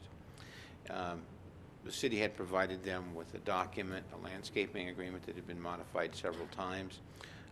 They want to make one very minor change to it, which we discussed today. Excuse me, I've talked to Andrew about it. Should not be a problem. I'm expecting to receive that document tomorrow. Once I look at it and Andrew looks at it, we concur that it's appropriate, meets what we want, then I think we'll start getting signatures, and they're going to be taking Andrew up there to go over some of the shrubs that they've planted and what they're going to be doing, et cetera, to maintain that site. And what about the removal of the portion that's not being used? Now that we didn't discuss, so I'm not familiar with Because I know that was dealing part with the of landscaping agreement. that we Yeah. talked about. There'll so- be compliance, I'm sure, Good. with the conditions of the use permit. Well, that'll make a lot of people happy to have that. Thank you. That's it. Great. Thank you so much. Vice Mayor Hagan. Let's see. I did miss SACOG. Actually had a company function I had to go to earn some. You had to work? You Had to to earn work. some money? 1 day out of 2 weeks isn't bad. I did work with you on the Hangtown Haven event. Attended a Toy Tech over here off of Locust, a ribbon cutting for a new auto body shop that was the Chamber of Commerce had put on. Fair opening, and then ETCTC, which again were some of the things we did tonight and talked about updates on all of the projects on the western slope, transportation-wise. Thank you, Vice Mayor Hagan. Councilmember Wilkins. Last Thursday, I attended the transit meeting. The next night was the fair preview night, which was awesome. And thank you for the fair tickets to the fair board. And then I attended the I guess it was an open house, and it was really cool to see what they do with their clients in our community. And I was impressed by that. And every day we all are keeping up with our iPads and our computers and our cell phones, and we're all voting. If you have 2 phones, maybe a work and a private, you can vote even more. So just keep it going, and it's so easy. You can go to paintwhatmatters.com or Facebook. Just I've been trying to do it not every day, but I'm going to try to do it every day. You post it, and then you don't even you just click. And if anybody's paying attention right now and they're posting, like, remember to vote, please include the link, because it's like, oh, I remember, and it's so much easier if you can just go from there than a picture of Paint What Matters, but there's no link to do it. So, Great. Thank you for that. And I'd like to piggyback on that. I'd like to thank the Mountain Democrat for doing a banner across every single paper highlighting that. That's awesome, and really appreciate that community reminder 3 times a week. So thank you very much, the Mountain Democrat. My time has been, I've been hanging out a lot with Carl, and we continue to have meetings on the proposed relocation of Hangtown Haven, which should be coming before the Board of Supervisors on their July 23rd meeting. So we're meeting fast and furiously, and we've met with the United Outreach, who will be a neighbor there. The Diamond Springs Community Group. I met today with the El Dorado Community Foundation, met with Supervisor Santiago, with the CAO's office, their Health and Human Services, and the director of their facilities. We have a meeting this week with Diamond Fire, and looking forward to meeting with Supervisor Michalako tomorrow. Right. With you. You going to be there? Yes. All right, good. So with that, we continue to have discussions to move that forward in a very open, transparent manner. All right, and with that, we move to item 13, items pulled from the consent calendar, 8.7. Now it's my turn. Okay. Yeah, you're up, Nate. I pulled it because I just want Nate to give a short talk on, I think it was a successful move on his part, and I want to display. Give kudos, huh? Give kudos where kudos are due. Good. Well, I would have to pass those directly on to Keith Flaherty and the Valley Cooper team. They're the construction managers that the city hired to perform that function on this project. And Keith has been outstanding, looking for efficiencies and keeping the project running smoothly, good relations with the contractor, who it's not hard to keep good relations with. Doug Veerkamp has been very good historically, so it's been a great project so far, and there are a couple more ideas that Keith has for saving money, so hopefully we can bring a couple more of these. Explain again what kudos we are referring to on this Sue project. kind of addressed it, but tell us what happened. I mean, the major savings that we had. of the 4 change orders on this item, the major one is a deduct of $268,000. $80,000 was an initial idea that Keith had to avoid shifting traffic, paving the median temporarily, shifting traffic away from the work zone. He thought it would be more efficient to place that barrier that you see there now right on the edge of the traveled way, maintain the existing lanes, and not throwing money away in temporary paving and moving K-rail. So that was $80,000 worth of that change order deduct, and the remaining $190,000 was a revision to the pavement structural section, the thickness of the asphalt and the thickness of the aggregate base. The design was much thicker than the existing roadway, the highway, and that highway's been there since the 60s, so it has to be an adequate section. If it worked then, we could. Right, it's been good for 50 years. So the soil characteristics that established the new design were based on a spattering of samples, and they picked a low value, and it led to the thicker section. So we resampled the soils directly where the new auxiliary lane and the on-ramp are, and the low value is substantially higher and resulted in a section that's equal to the current section. And so that was a substantial savings of not having to rip out existing road base and the existing shoulder. They also did some potholing to make sure that the existing pavement is there. So we can utilize that, don't have to excavate out existing roadway, and don't have to dig down deeper to put this new section in. So. What's the timeline on that? I have had people asking me how long is that going to... To completion? Valley Cooper has been talking about August. One of the cost-saving ideas that we had was eliminating a retaining wall that's up on the hill by the county government center. It's looking like with the supervisor's situation over there with investigations that we cannot establish a quorum to get the vote to look at that change order. So we are proceeding with building that wall, which will require rescheduling the wall subcontractor and additional maybe month. So it would be September, hopefully October with punch list items. The final. How much would a saving would that have been to us if we could have? We were looking at $350,000, and it's the county's money. We were hoping to I know, but save that, or the taxpayers' money. Exactly. $350,000 of deductions. There might have been a cost of upwards of $50,000 in utility relocations, redesign, staff time, or design. So net savings of around $300,000. Wow.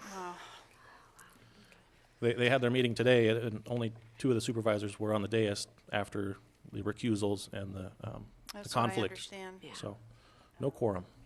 It's too bad. That's a shame. Thank you. Thank you very much. Thank you. Any other public comment? No. Okay. All right. That's right. Public comment? Okay. Oh. No. I don't have the same question. All right. With that, we move on to item 14, city manager and staff reports. We have to work, we have to vote on this. Oh, we have to vote on this. I'm sorry. That's right. It was pulled. I'm sorry. I make a motion. We Second. approve it. Moved by Councilmember Braley, seconded by Vice Mayor Hagan. And Wait, he's got a comment, I guess. Maybe he yes, doesn't. no. Okay. Is this roll call vote? Yes. Yes. Roll call, please. Ms. Zito. Councilmember Borelli? Aye. Vice Mayor Hagan? Oh, wait. Councilmember Patton? Aye. Comment. Mayor Thomas? Aye. I'm sorry. Oh, hold on. I'm sorry. I'm trying to remember what the council did under the comments to the consent calendar if you excluded comments on 8.7 because it was pulled. If so, we need to allow public comment. Yes. Yeah, Actually, I think that's the he case. made comments, but that was another story. But anyway. Okay. So do we stop the vote, or? Okay. Is there any public comment on this item? Forgive us, Mr. Kirk, Mr. Smith. Kirk Smith, if you could help clear this up for me, I want to make sure that my comments are lasered to the specific issues. So is this the same project that was discussed last year when the County Board of Supervisors came up with $1 million loan to the city? Is that the same one? Is that the same project? Mr. Morris, you want to? Yes, it is. It's not actually a loan. They gave us the money for the project. Gave you the money but for the they project. did, correct. Okay. So let me tell you why I oppose it and why I'd recommend that you put it aside. That night, for the first time, correct me if I'm wrong, but it's the first time I ever heard anybody on this body say anything about the proposed courthouse down on 40 Road. And the comments I heard, and again, if my understanding is wrong, I trust and beg you to correct me. It's the first time I heard anybody in this body ever comment on that proposed project, ever. And it was a comment made not just after the public comments, but it was made after you made the vote. And it was to say that you desperately needed this project in order to facilitate an expeditious movement forward with the development of that courthouse. I never heard it from anybody before. It's an issue I raised at the town hall meeting, often described by some cynics as a public relations ploy. And I know that I raised it then and said that's something that we should be involved in. But I've never heard of a vote here. So it gave me a bad taste because very few people knew what that was about because of the way it was raised by the Board of Supervisors. Mr. Micolosa left.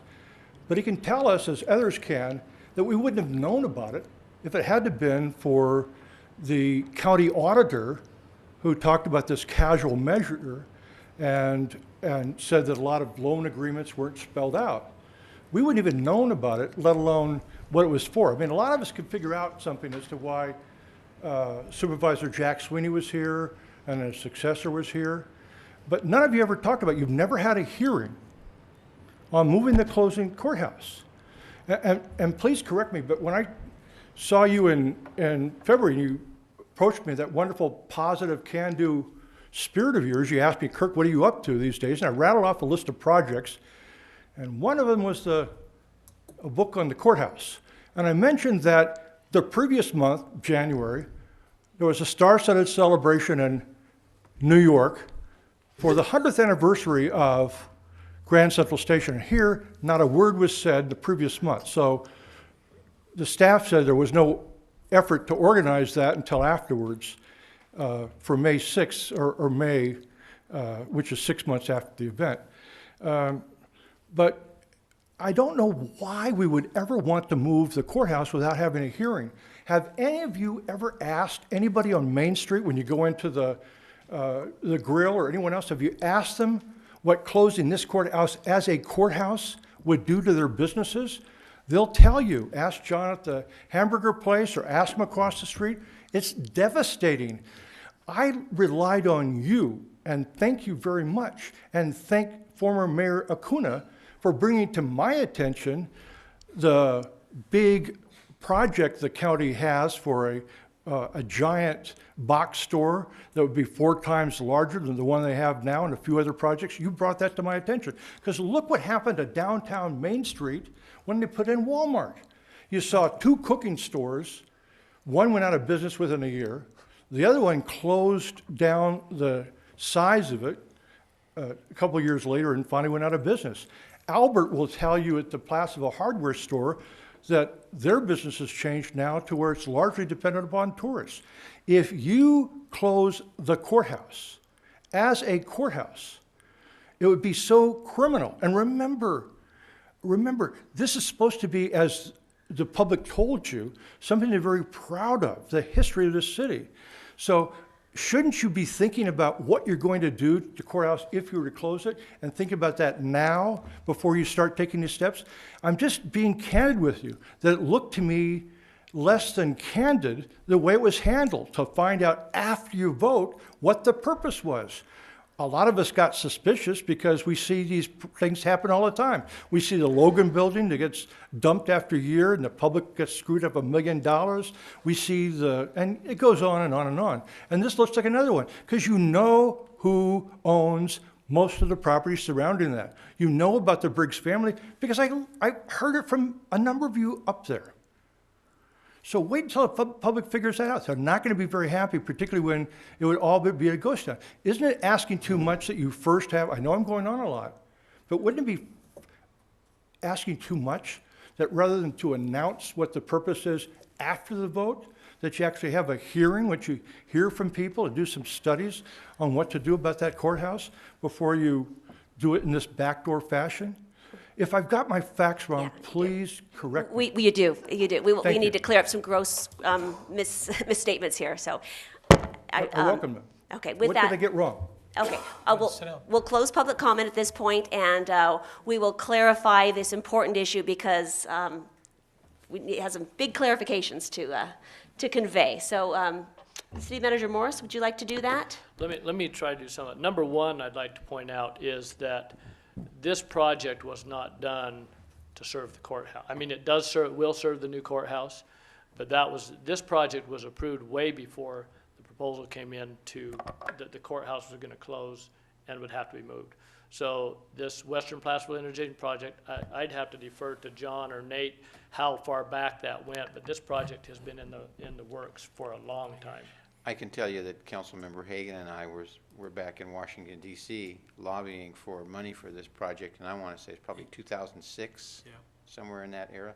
So it preceded any idea that there was a potential that the courthouse would be moved by the state. By that time, we already had EIR and plans well developed, because that was one of the first things I voted on when I was on this, appointed to this body.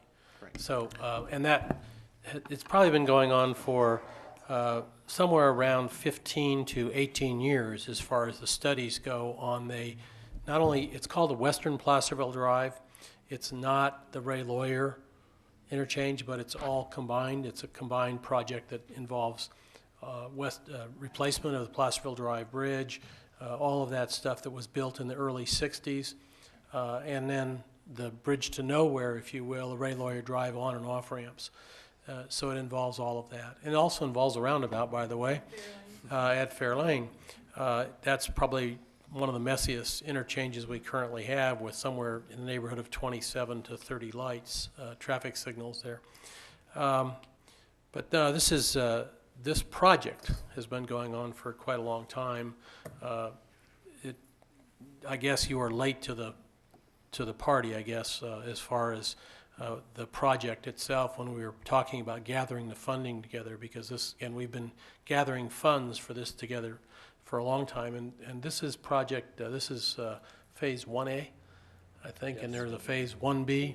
There's several other phases, because again, you're talking $40 to $60 million worth of work on those projects. It has little to do with the courthouse. The courthouse has been in plans or that site for the jail and the courthouse have been in plans. I can remember back in the late 70s, early 80s, they first started talking about that, and I believe that they built the jail with the intent of building a courthouse onto it. So that goes back, the planning for the jail probably goes back 25 to 30 years. I think the jail is about almost 20, it's over 20 to 25 years old at this point. So, City Manager Morris, could you explain how the courthouse has come to be moving? Although we could try and influence that decision, I will tell you that all of the meetings I've been involved with on the courthouse is that they are going to move. They are going to move somewhere. What happened, there was a significant effort, probably led by former Supervisor Jack Sweeney, to keep the courthouse somewhere in Placerville, rather than it moving other proposals that moved it down the hill, Cameron Park and El Dorado Hills. Right. And so there was a significant effort to at least keep it in Placerville. I realize, and yes, my answer would be, I have spoken to a lot of people on Main Street, and I do realize the concern of what will happen on Main Street with the moving of the courthouse. And there have been some discussions, and there will continue. I think those will move forward even more now that it appears maybe there is funding for the new courthouse. Discussions to start the process in determining what will become of the old courthouse. A part of the problem that has delayed some of that right now is the fact that the state still owns that building, supposedly. Now, there's some contradiction on whether they really do or not, but they claim they own that building. And through this whole process, I think I can state that the county is trying to get that relinquished back to the county, so that locally the county and the city together can determine what is the best use of that building to make it a productive building on our main street and in our city. And until we can get that piece solved of, is it for sure going to come back to the county rather than remain a piece of the state, which I don't think the state really wants it, we have a hard time moving forward with those plans. But we have been actively looking at that. There are some things that I think you will start to see coming out publicly now that there is funding available, at least to purchase the property to move forward with the courthouse, and it looks like it will go forward, the new courthouse. And I think that once we are able to secure the old courthouse so that it is, the county owns it, then I will think you will see those, so that we know we're going to own it in the future, I should say.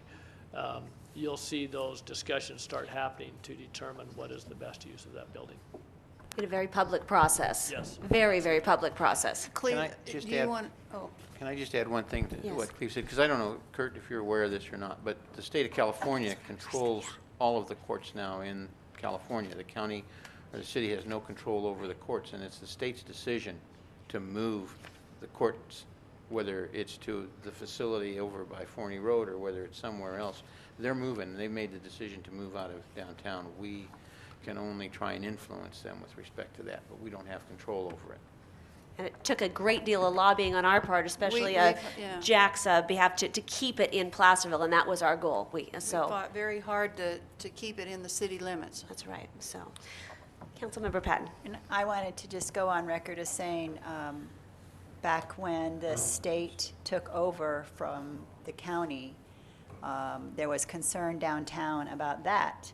So there was meetings held, the Downtown Association talked about it then, and then when there was rumors about the courthouse moving out of the downtown area, there was series of meetings held with, I believe Randy Paces came and talked about it, just to keep the merchants informed of what was going on, because it really we had no control over it. So it was an ad hoc committee was convened as to what the Downtown Association would recommend to the city if all their dreams had come true as to what they would actually want with that courthouse. And the gamut ranged from children's museum to hotel with restaurants to wine tasting. I mean, there was some really interesting ideas came forward. So rest assured that the downtown people have been informed and have been somewhat on top of it. Whether, I don't know where that is today in the process, but I can't imagine that the city wouldn't ask for the Downtown Association's input as we move forward on the relocation of the courthouse. Thank you. All right.